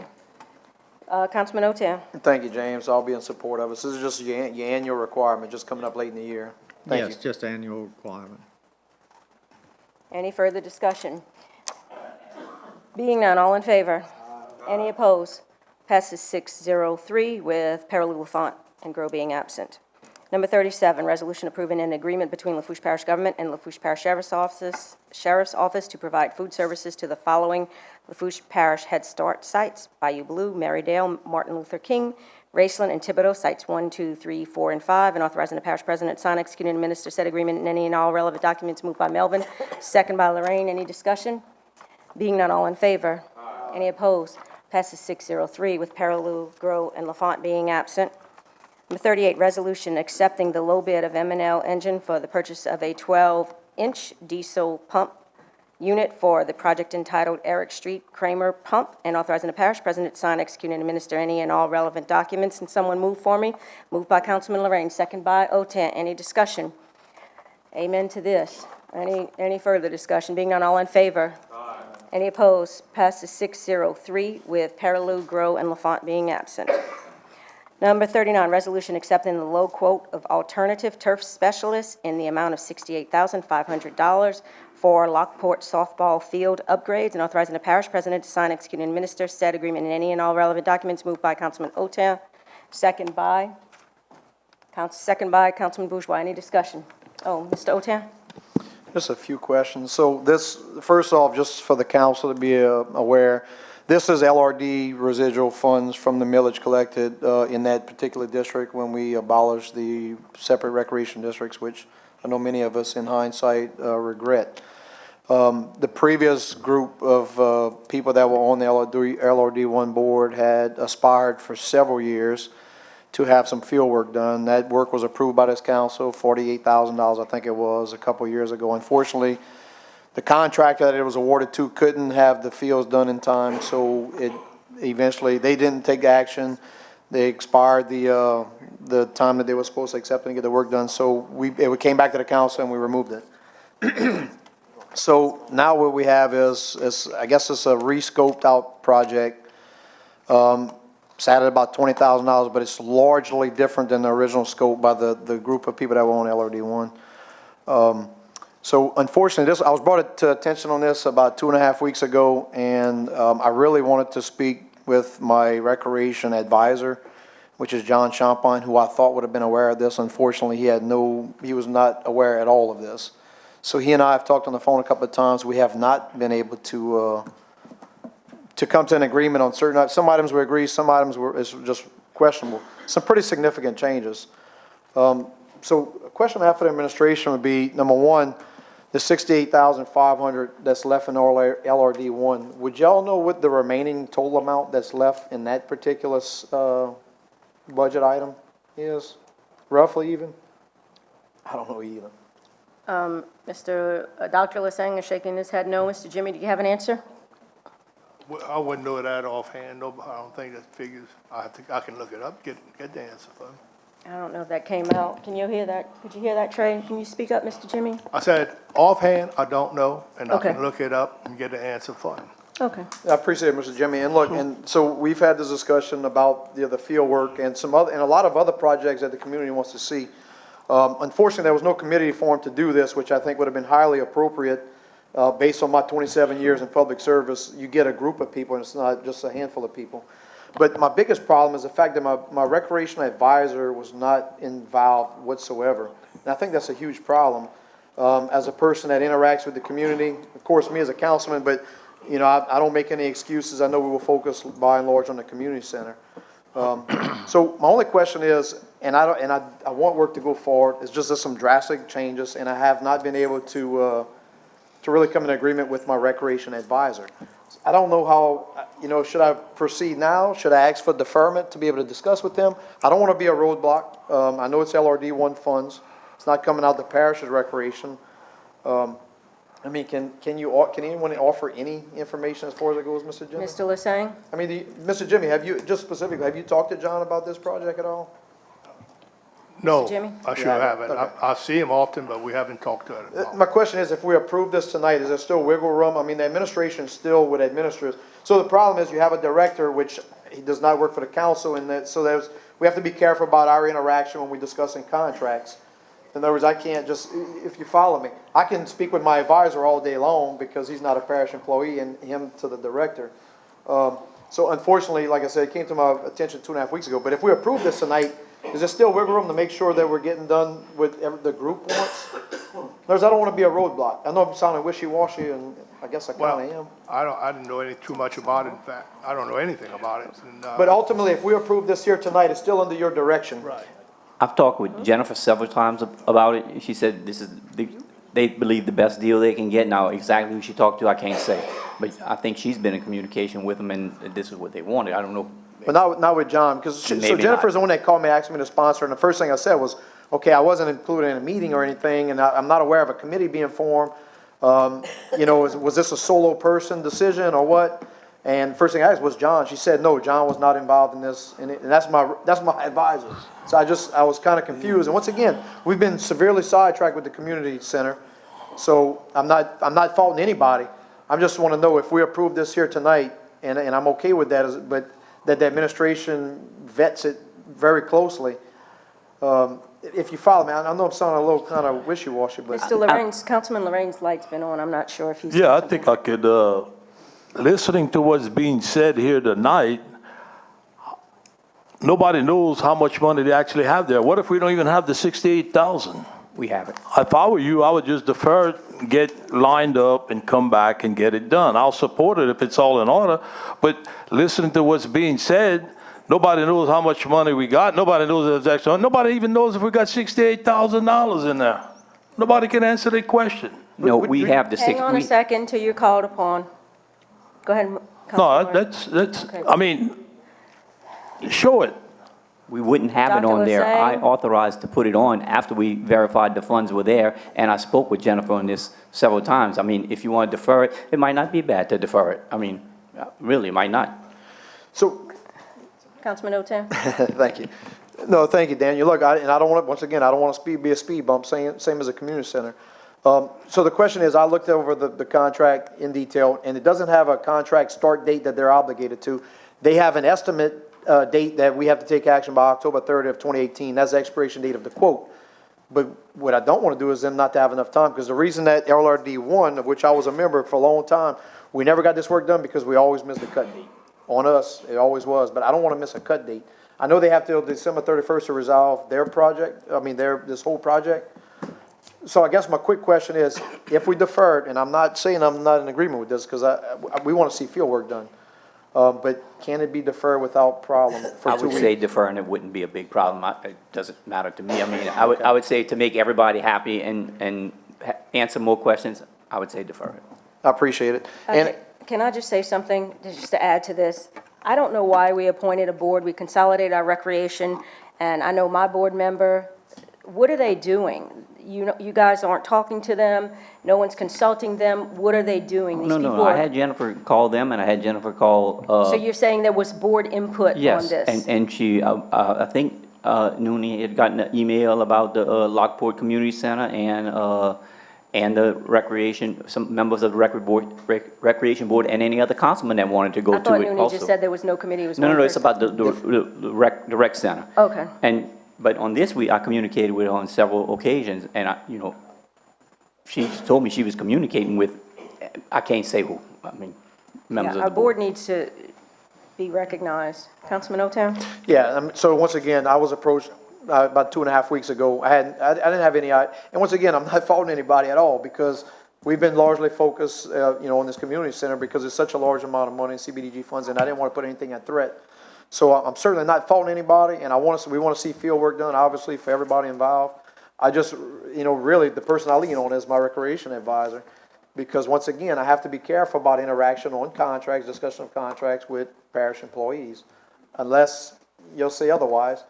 So if I can simply defer, and once again, try to engage my recreation advisor, which I have reached out to him, and I've talked to him on 2 separate occasions, but if it can be deferred, I'd prefer to do that and then just bring this topic back up in a couple of weeks. Okay, what do you want to do? Mr. Councilman Cantrell, Oden. I just asked Mr. Cantrell, and fine with me, you talk to the guy about it. I mean, we have no problem with that. So deferring it till the first meeting in August. And talk to him, communicate whatever you need, see what you need to do, and get back with Jennifer or me. All right, thank you, Tommy. So I would like to defer this to the August. Yeah. Councilman Bourgeois, you pull your motion? Yes. That's your second. OTAN pulled his motion. Deferred you. until, what's the date? On the first meeting in August, Yes. August 14th. August 14th, 2018. All in favor? Any opposed? Passes 603 with Perilou, Grow, and Lafont being absent.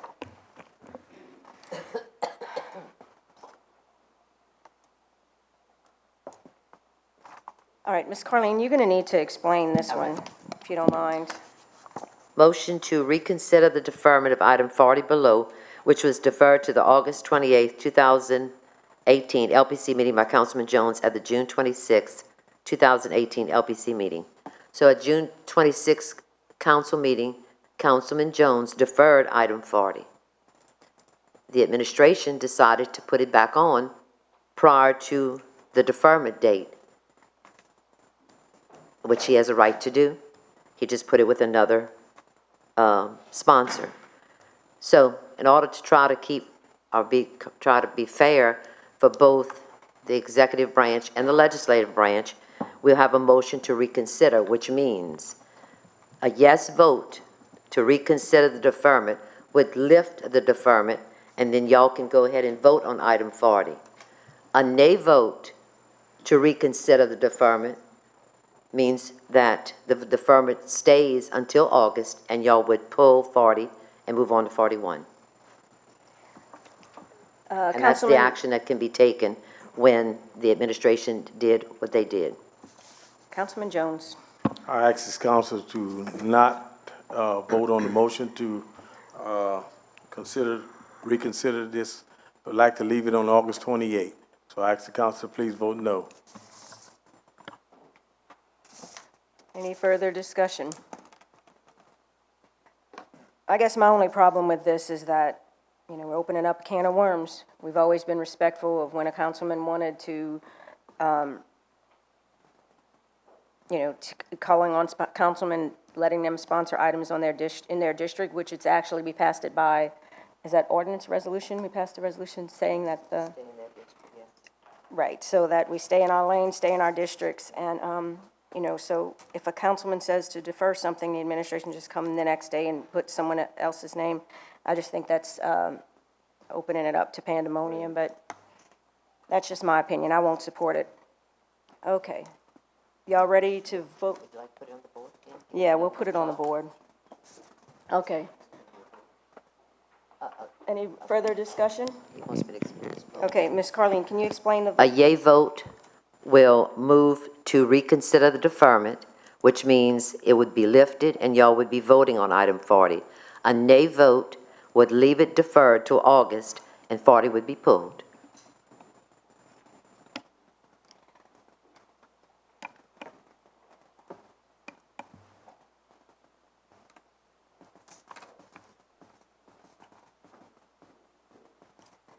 Okay, item fails.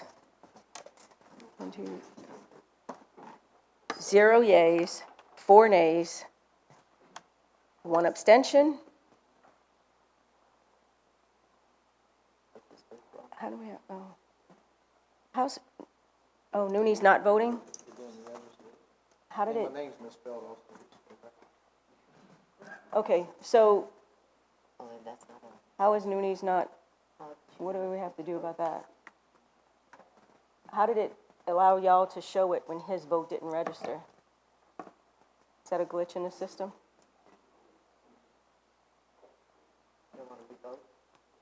Is that legal? I wouldn't mind doing it in open, that nay. Nay, okay. I'm not really sure what happened there, but, equipment malfunction. So we have what? 0 yeas, 5 nays. 0 yeas, 5 nays, 3 absent, and 1 absent. 3 absent and 1 abstention, 3 absent, Perilou, Grow, and Lafont. Abstention is Mr. Bourgeois. So item 40 needs to be pulled. Right. Okay, so since that failed, item 40, Will be taken off. how's that just, Just pull it. how does it get pulled? Does Mr. Bourgeois, will you, Doesn't have to be pulled. you offering to pull it? Okay, thank you.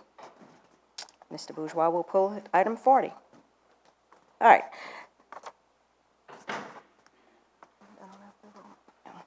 41, resolution accepting the low bid of Huey P. Stockstill LLC for the Priority List 1-2016 road improvements for Romey Drive, Bayou Lorse, and Bayou Onion Lane, and authorizing the parish president to sign, execute, and administer an agreement in any and all relevant documents. Moved by Councilman Lorraine, second by Bourgeois. Any discussion? Finally, thank you guys for getting this done. This is something I put in probably my first 3 months in office, so glad to see it finally happen. No further discussion, being none, all in favor? Y'all awake? All in favor? Any opposed? Passes 6-0-3 with Perilou, Grow, and Lafont being absent. Thank you, gentlemen. Number 42, resolution approving the reimbursement of legal fees and expenses incurred in the representation of Parish President James B. Cantrell against unfounded accusations made to the Louisiana Board of Ethics, and authorizing the Parish President to sign, execute, and administer any and all relevant documents. Moved by Councilman Bourgeois, second by Lorraine. Any discussion? Councilman Otan. So I just have a question. I mean, the ethics board renders an opinion. So, because somebody followed me through that. So if I make an accusation, they will issue an opinion, or is there a lengthy investigation? In other words, I know I had questions sent to the ethics board, sent to the DA, DA said sent to the ethics board, and then they just issued an opinion. At what point do you go in front of a board and defend yourself if there's, can somebody explain that a little bit to me? I think you need to look at the attorney, don't look at me. I'm not an attorney. He is not the parish attorney. Mr. Cantrell, can you explain, please? I got you, Mr. Abadi, or is it Dr. Abadi? Never mind. Mr. Cantrell. Yes, it's, investigation was done by the ethics board, and it found, no, I wasn't guilty of anything, and so it calls for legal fees, and I want to be reimbursed for my legal fees since nothing was found. And I think it's appropriate that I get reimbursed. Okay.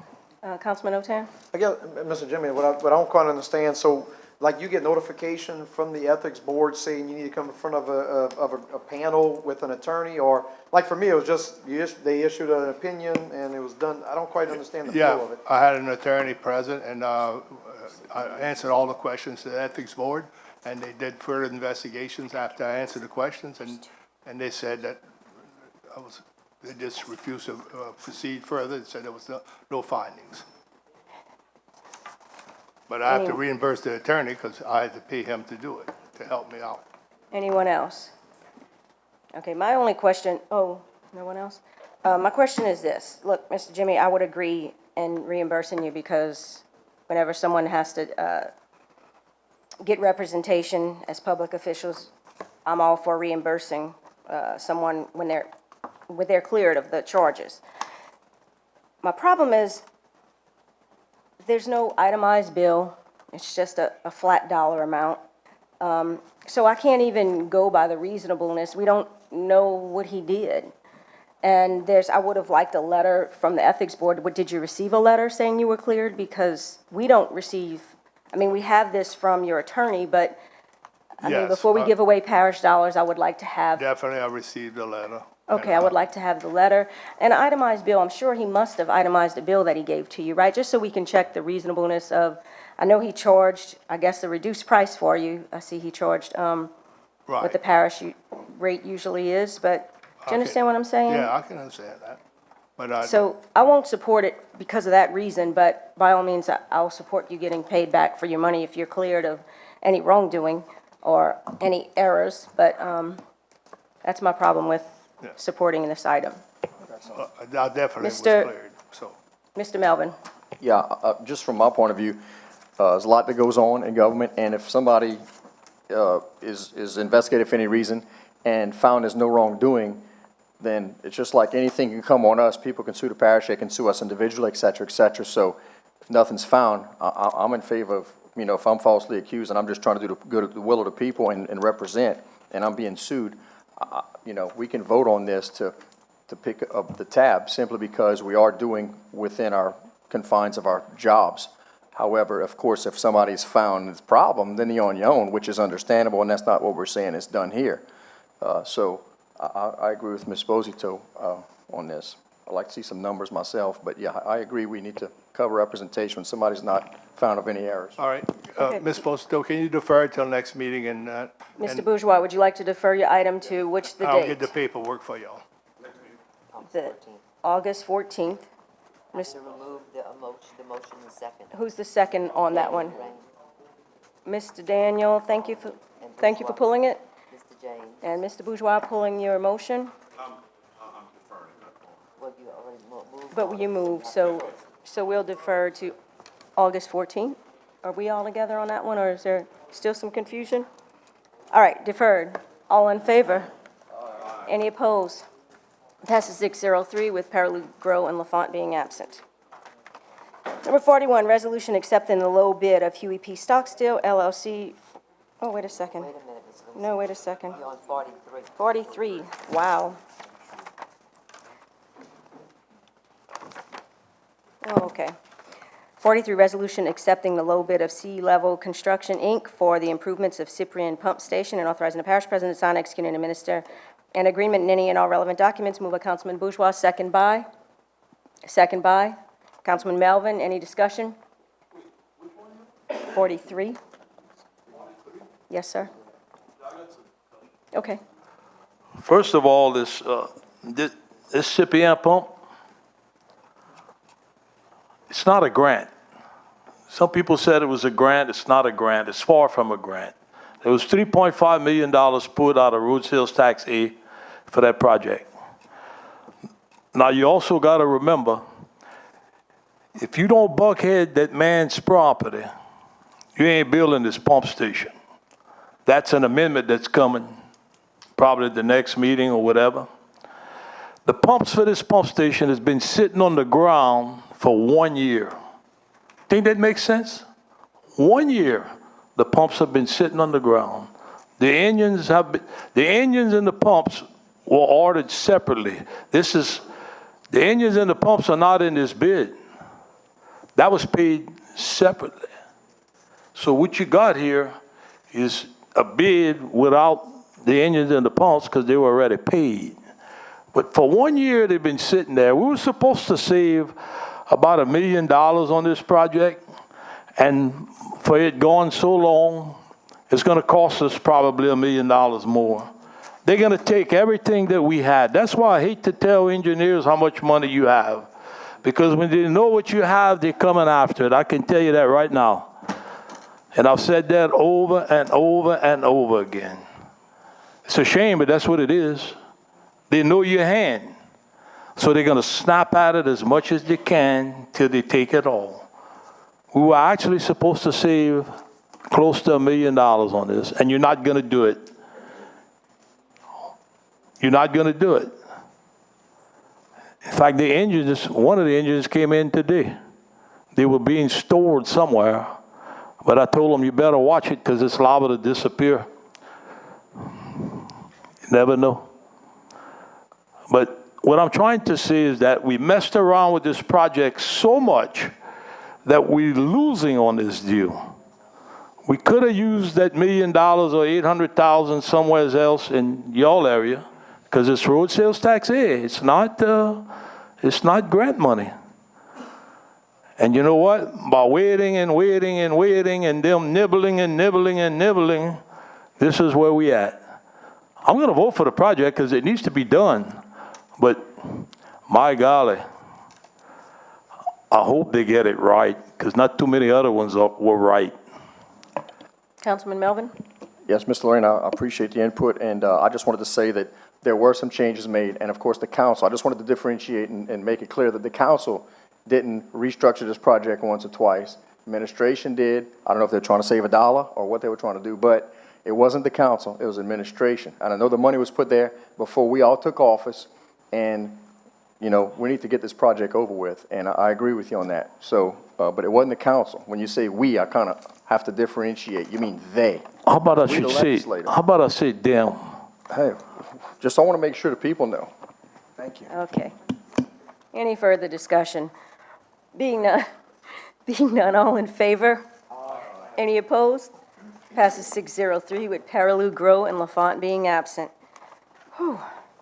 K, Parish President, Department Heads, Directors, or Managers' Reports, Presentation, and/or Updates. Number 44, Representative from the Department of Public Works to present a monthly report as per ordinance 6036, deferred from the 7/10/18 LPC meeting.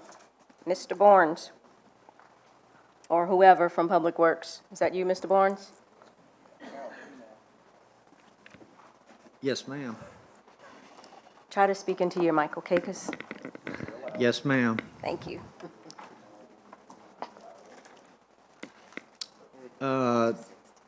James David Bergeron Road, starting to dig the Talbot Road to the Talbot to Parish outfall ditch. Miss Lucy, I'm gonna have to move a little bit. There's too much glare on the screen.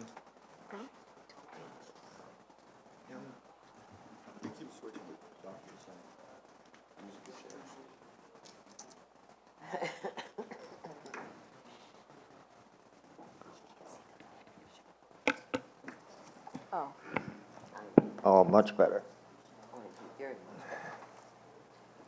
Starting to dig the ditch from Talbot to Parish line ditch.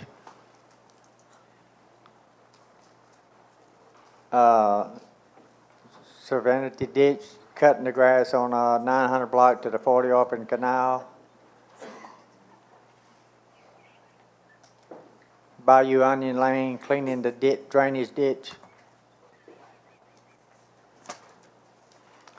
Chateau Road, sweeping the ditch. Elsie Pump Station, installing, installing the pump. Finally. Lawrence Canal, cleaning out the canal. Maywood to Bruley Road, blocking the culverts along the Bruley Road to prevent the flooding. When did you do that? That's the blocking of them, not the sweeping of them. Okay, never mind, I know. Yes. Talbot Road extension to Bruley Road, digging the big ditch from Bruley Road to Talbot extension.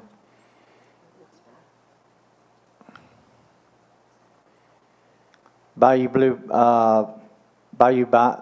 bypass levee, cutting the grass before and after. Bayou Vista, sweeping the ditches. Thoroughbred Drive, cleaning the ditches. Acel Lane, Acel Street, cleaning the ditches before and after. Bobcat Levee, after the grass was cut.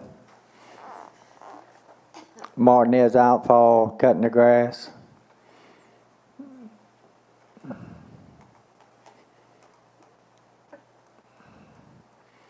Robert Drive, digging behind, being cleaned, the ditches being cleaned. Shirley Lee Street, after the ditches was clean. Bayou DeMar, sweeping, James, yes. could you go back to that last one? Is that a optical illusion that that dirt looks so high on that culvert? Is that, No. is it supposed to be that high on the culvert? I mean, it looks like it's half covered by the dirt. You say that's after it's dug? That's, Looks half, well, it's not a round culvert. It's oval shaped. so that's Yes. right. That's right, Yes. you're saying? Yes, it's oblong, Okay. yeah. All right, it just looks odd. Yeah, it's, Huh? Arch pipe, I just couldn't think of the name of it. It's the official name, it's a arch covered. Bayou de Mar. Seepage ditch to be cleaned. Pertwee right of way cleaning seepage ditch on the right of way. Hackberry Street completed drainage ditch on the Robichaux right of way. Clotilda pump station changing the gearbox. Natural gas pump station, new trash screens. Humble pump station rebuilding the deck for the fuel tank.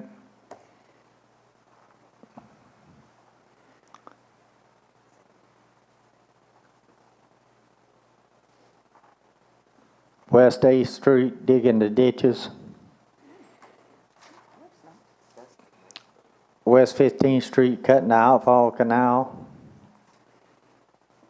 West 55th Street digging the street ditches. West 56th Street digging the street ditches. Gus Griffin outfall, sweeping the outfall canal. Serenade Levy cutting the grass. West 217 Street cleaning the culverts. That's it. Nice. Any questions for Mr. Barnes? Councilman Jones? Mr. Barnes, Euclid ditch, what we decide on that concrete ditch, the grass? We're going to try to get in there and cut it and spray it with Roundup. We're going to cut the little willow trees and try to spray it. And I'm going to also measure to see if we can get in there with a bobcat with a bucket on it and push the silt up in a pile. Right. But we got several things that we're going to try. Also that Louisa Street ditch, a lot of willow trees growing up in it. Did you see that or somebody reported that? Yes, it's been reported, yes, sir. Will we taking care of it? We hadn't took care of it yet. Thank you. Any more questions? Oh, Councilman Melvin. Yes, I had a few pictures I wanted to pull up to show Mr. Barnes, just to ask him a few questions about some things going on in my district, please. I think we're going to pull them up.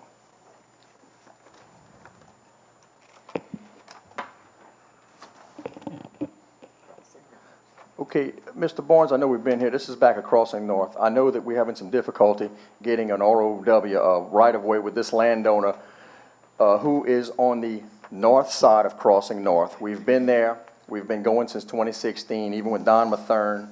Y'all have been good to come over there with me to look at it. And I know some projects take longer than others, which is my point of this. But could you go to the next slide? This is looking towards the front. This is the same ditch coming in. This whole pasture is draining into the drainage system of Crossing North. Would you please go to the video next?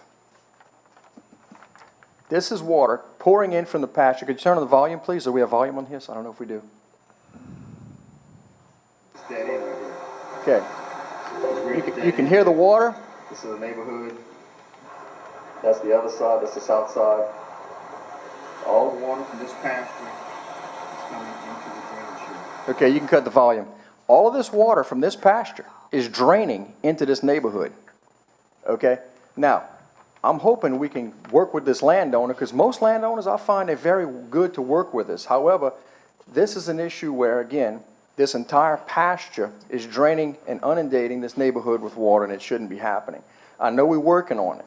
But on the other side, the same thing's happening, and in 2016, I notified the parish, and I know that, we're going to go to the next slide in just a second. This is the south side, so this is opposite. We just looked at the north side. This is the south side. This is a detention pond looking towards the front. Full of lilies, crowded. A little further towards the front, you have willow trees that are coming up. I know I've been told there's machines headed there. Would you go to the next slide, please? So this is looking towards the back. This is not bad, but for that water right on the last slide to get to here, I think it needs to have the lilies killed and cleaned up. And I know that some projects get done really quick. It's just this one I've been pushing since 2016, along with some others like Bayou Vista and Brandywine. But next slide, please.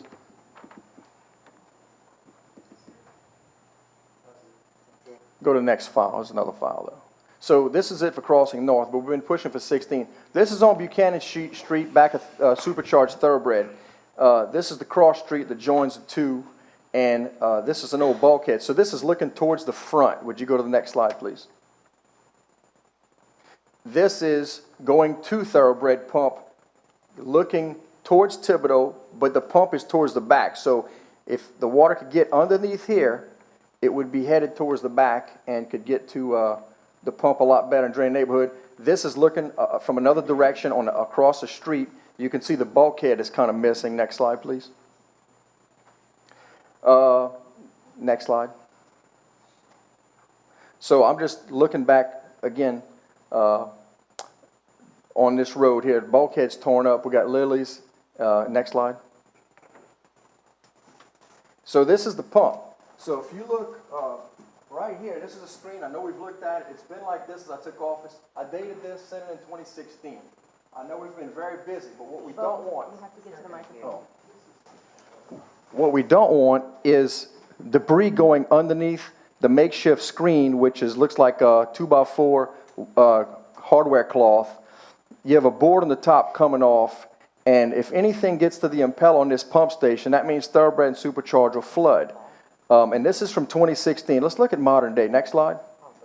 This is modern day. Now, you can see that this thing is almost ready to cave in and suck in. Looks like a blue hamper. That's a medium-sized hamper. It's about 2 to 3 feet across. You have all kind of rubbish in there. You have a board in the canal. Next slide. This is another view. You can see how this thing is teetering on a disaster for the people who live in Thoroughbred and Supercharge. Next slide. This is another view from 2016, okay? So you don't have all the junk there. This is my first picture it's a repetitive picture. It was time-stamped. My whole point is I know some projects take a while, but we are going to have a disaster in Thoroughbred and Supercharge if we don't jump on this soon to repair it or, you know, fix it up better than what it is, and we can put it as a project to get the screen done. Next slide. Okay, this gentleman says that the pump runs by itself because there's a hole in the dam. This is so-and-so. I'm wondering why the pump screen is never cleaned or lily sprayed. The dam was never fixed. So-and-so, I'm sitting under the patio listening to the pump run, water circulating 40 RPM. I think that's the last slide, or go one more. No, there's one more of the charter. There's one more. Close that file, go to the next one. It's the last slide. It says text or charter. It's right there at the bottom. No, go back out. Right there. Okay, I just want people to see that in the charter, this states that, of course, it's administration who controls what projects are done. I know they work in conjunction with DPW, but it says voting members of the council shall have a mandatory duty not to directly or indirectly interfere with or give any orders to directors to any office or department head, employee, or independent contractor of the parish who is under the direct supervision of the executive branch. Now, that's not to say we can't ask questions.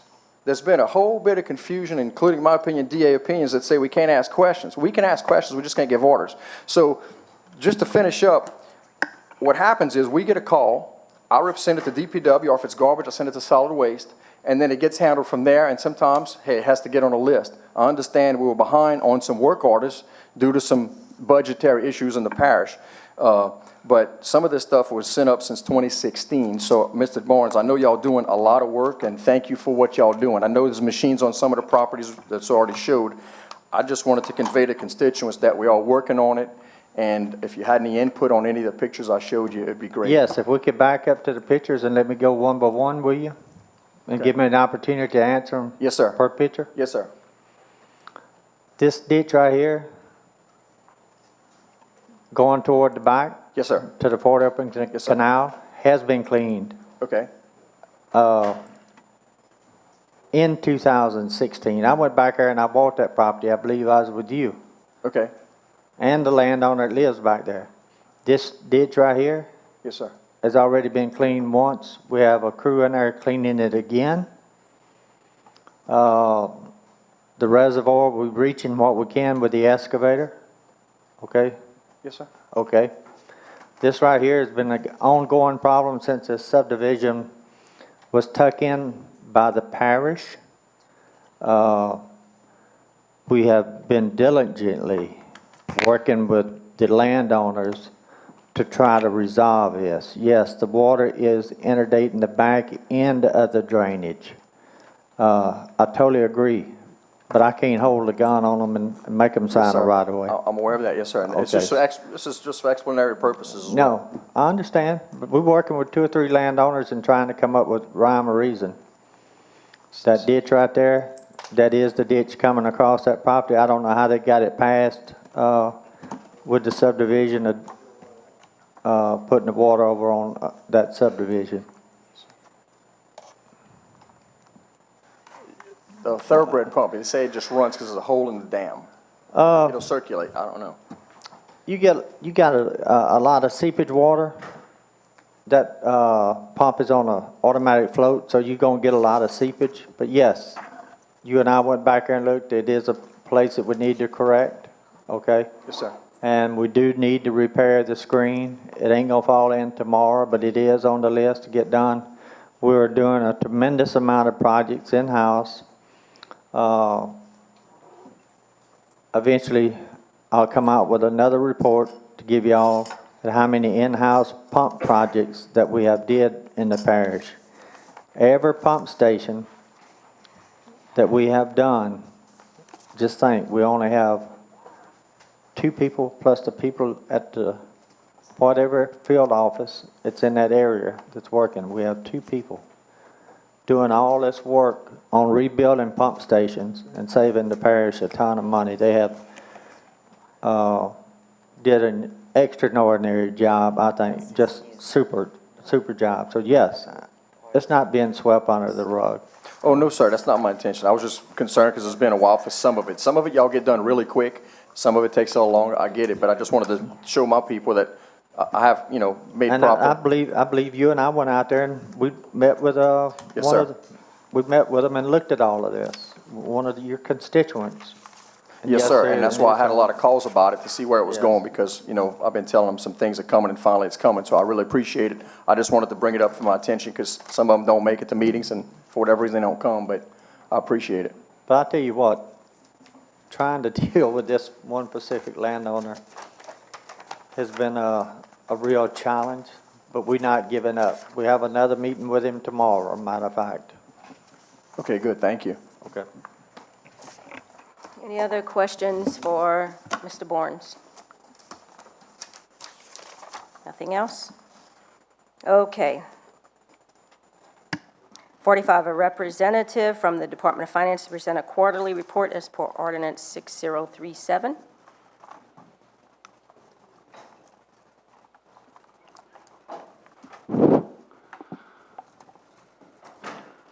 Good evening, everyone. Carol Email, 518 Crescent Boulevard, Houma, Louisiana. I handed out some packets each of y'all should have gotten. First of which is budget to actual reports that we've put on the minutes the last 2 months, the second meeting of the last 2 months. I apologize for the summarized version for this month. The work on the budget, I was kind of short on time to do it. I'll be open for questions for this once I finish the presentation. Also, for the last 2 months, for the second meeting, we've been putting up tax reports, basically just showing the comparisons from prior years and so forth for various sales tax. Good news is seems to be a trend, especially in the last 3 months, of an increase in the sales tax, solid waste, road sales 2 and road sales A. First sheet's a data sheet. It's a little harder to see it, but if you flip over to the next page, it shows you the graph. And if you look from March, April, May, June, you can see the increases. Current year's the green. I'm sorry, I also printed on black and white accidentally on y'all, so The lighter colors the current year, the darker colors last year, comparisons. Let's see. Shows the same thing for A. All three of these, they show March, April, May, and June an increase. Looks great. Not ready to put my party hat on and think that we're out of everything, but it is a good trend. Flip a few pages back, the title says taxes, and I just put a summary. This page right here, I'm showing what we budgeted for each of those taxes: road sales A, road sales 2, solid waste, and royalties. First column shows what we budgeted. That's what we had in the budget book. What, is this one the one you're looking at now, or is it Yes, this the one? first, wait, what? This one, okay. Let me catch up with you. All right. All right, go ahead. Want me to start over? No, that's okay. Basically, the first few pages is just showing the trend, the comparisons. I summarized it. You got to go 1, 2, 3, about 6 pages back. In this little graph, it says taxes at the top. It says 2018 original budget, 2018 projected, and what that difference is for each of those 4 taxes: road sales A, 2, solid waste, and royalties. And how I got the projected numbers is how we do it every year for the budget. Not saying that these are exactly the numbers I'm going to use for the budget. I'm still going to do a comparison going back for the last 2 years. But this is just looking at what we thought. For instance, road sales tax A was going to be $4,044,000. What we've collected so far during the year, the first 5 months, add those up, divide it by 5, multiply them by 12, and that kind of gives us an idea of what our average has moved up. For that one in particular, on this trend, would have collected $458,000 than what we had in the original budget. Road sales 2, $632,000 more. Solid waste, $1.1 million more. And I'll go over that a little bit more later. With that, everyone, you all know that would be super, but again, that's just how it's trending this year. And then royalties, 213, for a total of 2.4 million. This is just a projection. This is just going off on where it looks like it's been trending. Again, not ready to jump right on board, but it is looking good. Next page, I just wanted to throw in some other taxes, building permits, taxes, franchise fees, and whatnot, just to see what kind of, if those are trending upward as well. And if you look at them, they're not, some of them are up, some of them are down, but a total between these 9 was about 190,000, which is great, but when you're talking $4 million in taxes, that's not a very tremendous increase, but again, it is a trend. All right, the next page, the real busy page here. I print this one because you can look back and not just trying to find the positive, but also just see where the trends have been over the last few years. And if you look at road sales tax district 2, now these numbers are only showing 2018 numbers up to June. So January, February, March, April, May, June has one more line than July through the end of the year. And that last line is this year. And you can see the increase if you look at the last, again, I'm on road sales tax district 2. You can see that it's higher than, again, for March, April, May, June. But what's interesting, if you look just at June for road sales tax district 2, it's actually, what, 1, 2, third highest in the last 10 years. Again, that's a good sign, but again, not expecting it to pop back like a rubber band, but it's a good sign. And if you look at some of the other ones as well, they're, some of the top 3 to 5 in the last 10 years as far as what we've collected during this first half of the year. Let's see what else. So again, going back, with these numbers, for instance, with the solid waste, I said I'd go back to the solid waste. That's looking at we're collecting it this year, and this is not me guessing. This is not me just pulling numbers out of the air. This is the reports that we get from our tax collection agencies. Yes, it looks promising. Hopefully the trend would go. I believe royalties isn't as high as the others because with royalties, it takes a little longer to come in. When you unplug a well, for instance, to get those oil flowing back out, it's going to take a little while. But first, you need people to come in and do it. So I think that's why our sales and other taxes are increasing because more people are getting jobs, more people are buying things. Just my opinion. But what I'm going to do, I went to the school board tax meeting, and they use to get their projections and to work with their budget, they use a 5-year period. And working with Renita last year and seeing how she did it and looking back this year, prior years on how it was done, it looks like we do it a little bit more conservatively here. The school board used 5 years. To me, you reach 5 years back, things were a lot better 5 years ago than what they are now.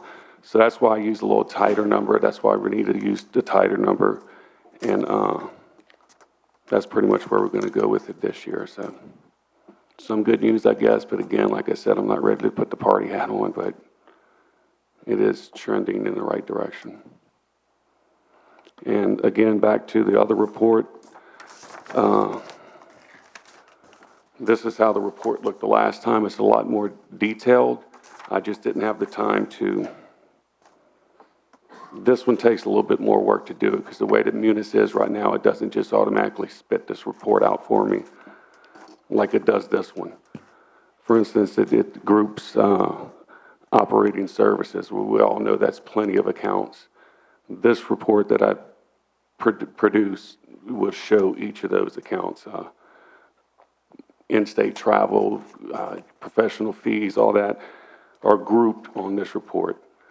So if you have any questions looking at it, look at the report you had last month, and it'll give you the detail in that. And next month, I'll go back to getting the more detailed. And if y'all need any between now and then, just reach out and I'll get that information for you as well. Any questions for Mr. Hemel? Well, thank you very much, I just Mr. wanted to Hemel. thank you. This is very informative, and, we need to look at it to let it marinate, but this is very good. Thank you. I appreciate it. Really, the budget, the variance report is beautiful. Well, you met with us with the auditor, and there were actually some stuff that we caught and adjustments that we had to make that would have took us a little bit longer to do. Great idea. I'm glad that because it's on the new audited procedures, Right. which is not really required, but it is highly suggested. And after producing them and sitting back and look at them, I can see why. And what he's talking about, those of you who didn't attend the exit audit, was that they are suggesting that they provide us this report? It's on all the major, what they consider the major funds.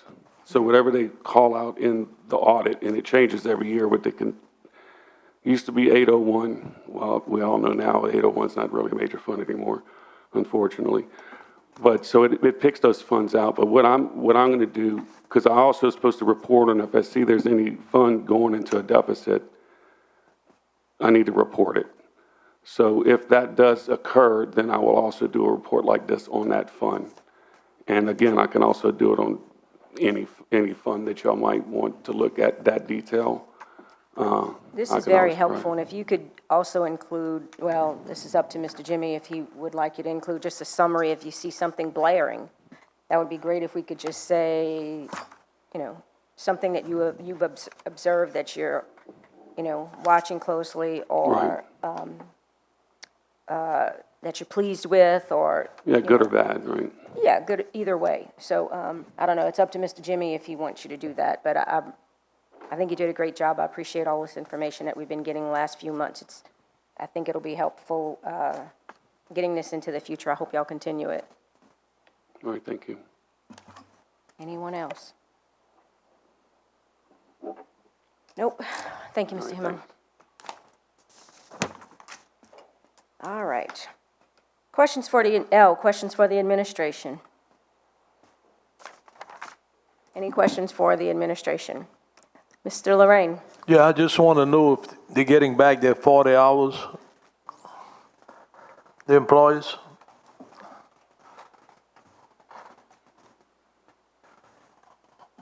Mr. Cantrell?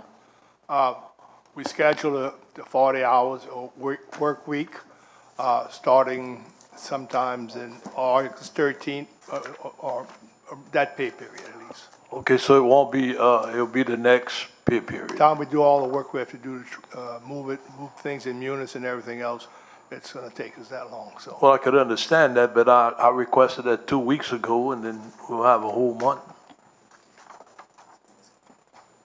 It's gonna be August 13th. Mr. Melvin? Yes, Mr. Jimmy, real quick.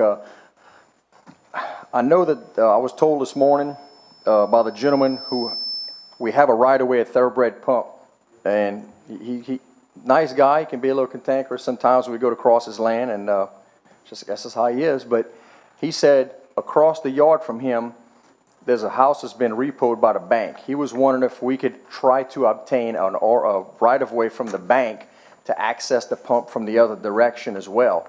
I'm just throwing it out there. That's what he wanted me to ask. And there's no more vicious dogs at this house. Used to be vicious dogs that would jump on us and splatter water all over us and mud. And it was a mess. But the point is, you think we could at least try to get a right-of-way from the bank, being the bank has it right now? We can try anything, Will. I don't know if we'll be successful. I appreciate it, and I'm sure it'd be, if we could get a right-of-way, 2 right-of-ways are better than 1, and, you know, Mr. James knows what I'm talking about. Thank you. Anyone else? Mr. Otan, can you take over the meeting a minute? Have a couple of questions. Mr. Jimmy, today, I guess that this came out this afternoon, you released a press release at 3:30.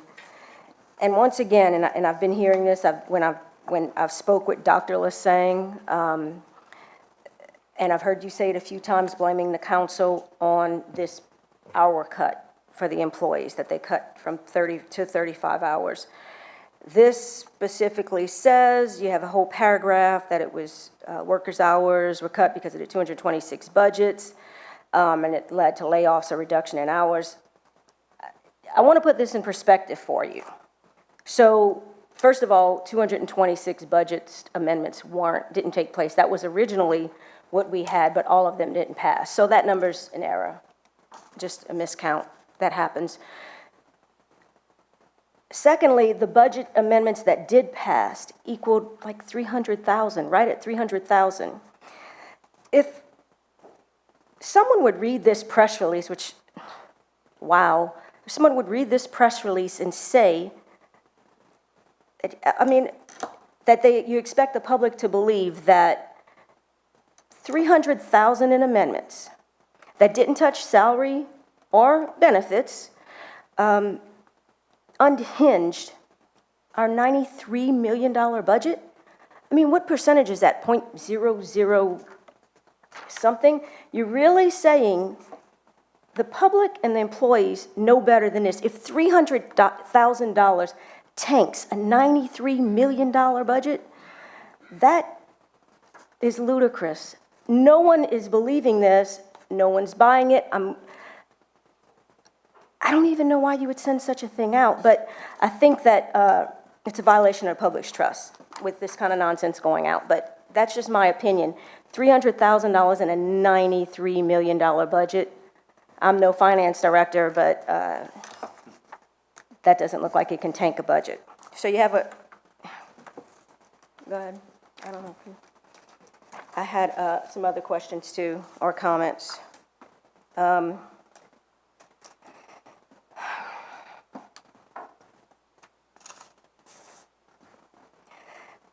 Community action employees that were sent home were told not to speak to council members. This is, again, just another statement. I honestly don't know how we can do that in America. I don't know how we can tell people to who they can, who they can speak to. I don't understand that, but it was done and it's in writing, so, I mean, I don't know that it's criminal, I just think that, I don't know how people can be told to do that.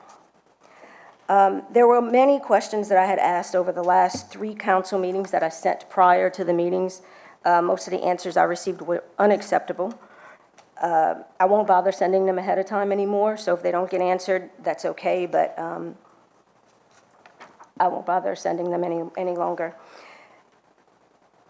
The other thing is, I don't know if Mr. Barnes remembers this. Mr. Barnes, how many work orders, I mean, you and I have discussed this, your first year in office, how many work orders did you complete? I mean, we were impressed with the number. It was in the 800-something range. 800 and something work orders. Out of how many? I don't know the total number that was turned in, but I remember the completed numbers. Pardon me? I don't know the total numbers that was turned in, but the completed work orders was over 800. Okay, I asked this question to you because, And I believe I had give a report on that. yeah, you did. You did give a report. I just don't have those numbers in front of me. I had asked from the administration how many work orders were backlogged, okay? I was told that it was impossible to get that number. Well, again, I'm not a finance director, but I do realize that how do you even plan your workforce, hire people if you don't know how many work orders are waiting to be taken care of? That is not possible, that you cannot get, if you would say July 1st, get an end date, I could get the backlogged work orders. I'm told it's probably around 200 right now, but nobody will give me an answer. So, Mr. Barnes, back to what you said. If, in fact, you did 800 work orders that first year, was that a good number? I thought it was a very good number compared to the previous 12 years. But how do we know it was a good number? If it's 800 out of 900, then that's grand. If it's 800 out of 6,000, then that's not good. When I asked to find out how many work orders are backlogged, it's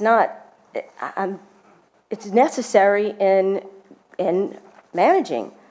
And it's not an administrative function, it's a legislative function as well. It's not just administrative. So my being told that there was no way you could produce work orders, total outstanding, not buying it.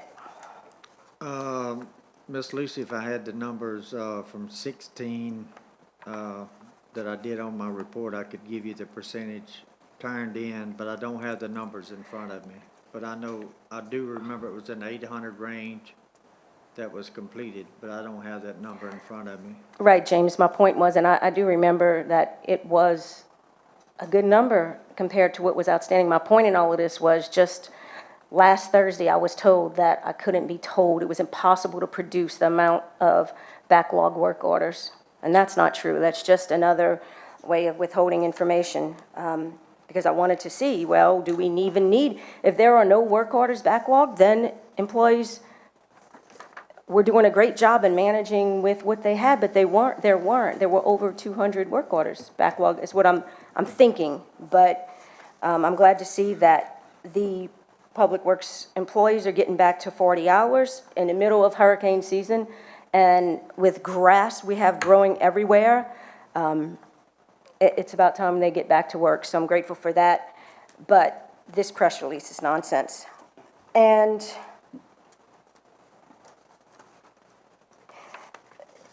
I was going to ask all of the questions that weren't asked, but I won't, because I'll put that on social media or provide it to the media. Only other thing, the school board, we had all met with them, and we talked about the Chack Bay Elementary, the old school, and possibly looking at it as a community center for the 6th Ward.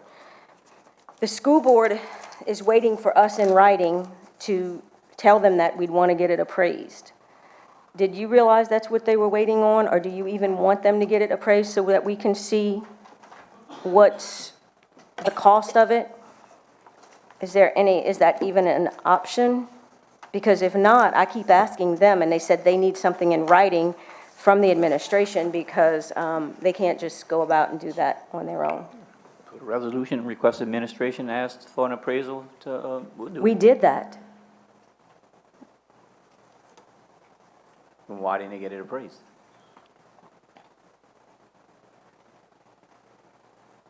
If we pass a resolution to do it. So I mean, I'm confused as to why they, if we pass a resolution to do it, why didn't they do it? Why? I'm pretty sure we did it, so I guess who would be responsible with handing that over to them? Is that us? Okay, we'll look at it and see. I know we have, that, I'd hate to lose that building.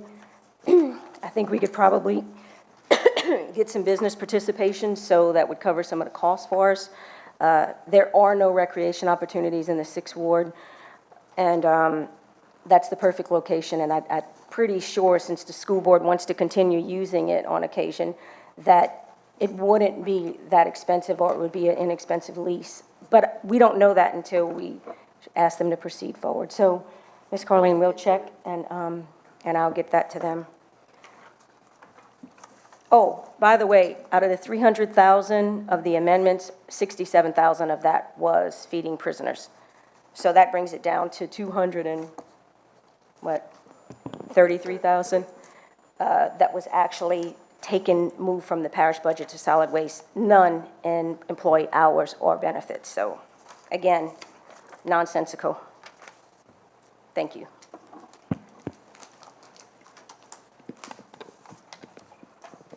Oh, want to take over? Any more questions for the administration? Oh, Councilman Ote?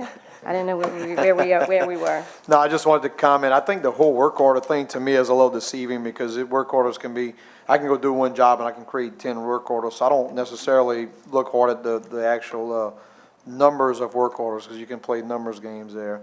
But I do know that it is fact, less employees, less hours, it's less work getting done. And I think that's the feedback that the community's been giving all of us as councilmen, certainly me. And even when you talk to employees, they can only do so much. So I don't blame them. I'm thankful that we're going to go back to a respectable amount of hours. If 40 hours in today's day and age is even a respectable amount of hours, at least it is a little bit more. And I'm thankful for the employees more than anybody. Well, not more than anybody, because I'm also thankful for the constituency that will get a little more done now, especially in the summer months, because I know everybody's overwhelmed right now. But I just want to make that comment. And the only other thing I can say is the Public Works employees did an amazing job, especially with as few employees as they had. I know we're behind, but I still can't believe that few people can get that much work done. So James, please thank them on our behalf. I appreciate the work they did, and it couldn't have been easy these last few months. All right, no more questions. M. Oh. Your light's not on. Go ahead. Oh, where are we at? Which number? M? Council reports, presentation, updates, and our questions. Mr. Melvin. I just wanted to say thank you to Miss Carlene and Trey and Miss Tyra, because I know that it's been rough catching up. I know we had a employee there. You know, Miss Pat was there, and I think y'all are doing a great job. And y'all are here all the time, and a lot of time y'all are unsung heroes, just like a lot of folks in other parish departments who work behind the scenes. And y'all do a lot for us, and I wanted to recognize y'all. Thank y'all so much. Very sweet. Thank you. On behalf of all. I think everyone will echo that. We know how much work y'all have. Mr. Bagala. Yes, ma'am. This 46, Mr. Reggie Bagala, Legislative Auditor, to present a monthly report. Yes, ma'am. By request of a councilman, I'm reporting on the total of overtime for the executive branch, which so far has been $6,459.16 thus far for the year. On July 12th, I requested redacted information regarding community action as well, and I received nothing as of yet. My last report, I had one finding. It was emailed to the administration, and we received a response, and I will be forwarding the response to the council. And just so the public knows, the 2008, and there was a lot of talk about this tonight, the 2018 budget was enacted by this council with a positive fund balance. That's it. And explain what a positive fund balance means. That this council did not enact a budget in the negative, which they cannot do. This council cannot do. If they Yeah. do, then it reverts back to the original budget that was presented by the administration. And the employee hours were already budgeted for last year, right? Absolutely. Okay. Anyone else? Mr. Jones? Yeah, Mr. Bargela, you said over $6,000 were for executive or overtime? $6,459.16. Was that broken down to which I employee? can get that to you. I can get it broken down. Yeah, okay, I'd like to I have get the that. full number here, but I can do it per pay period, All right, thank you, and I can get that to you. thank you. Any more questions? Any or updates, reports? And discussion, any discussion? Being none, can I get a motion to adjourn? Moved by Councilman Bourgeois, second by Councilman Melvin. Meeting adjourned, 8:35 PM.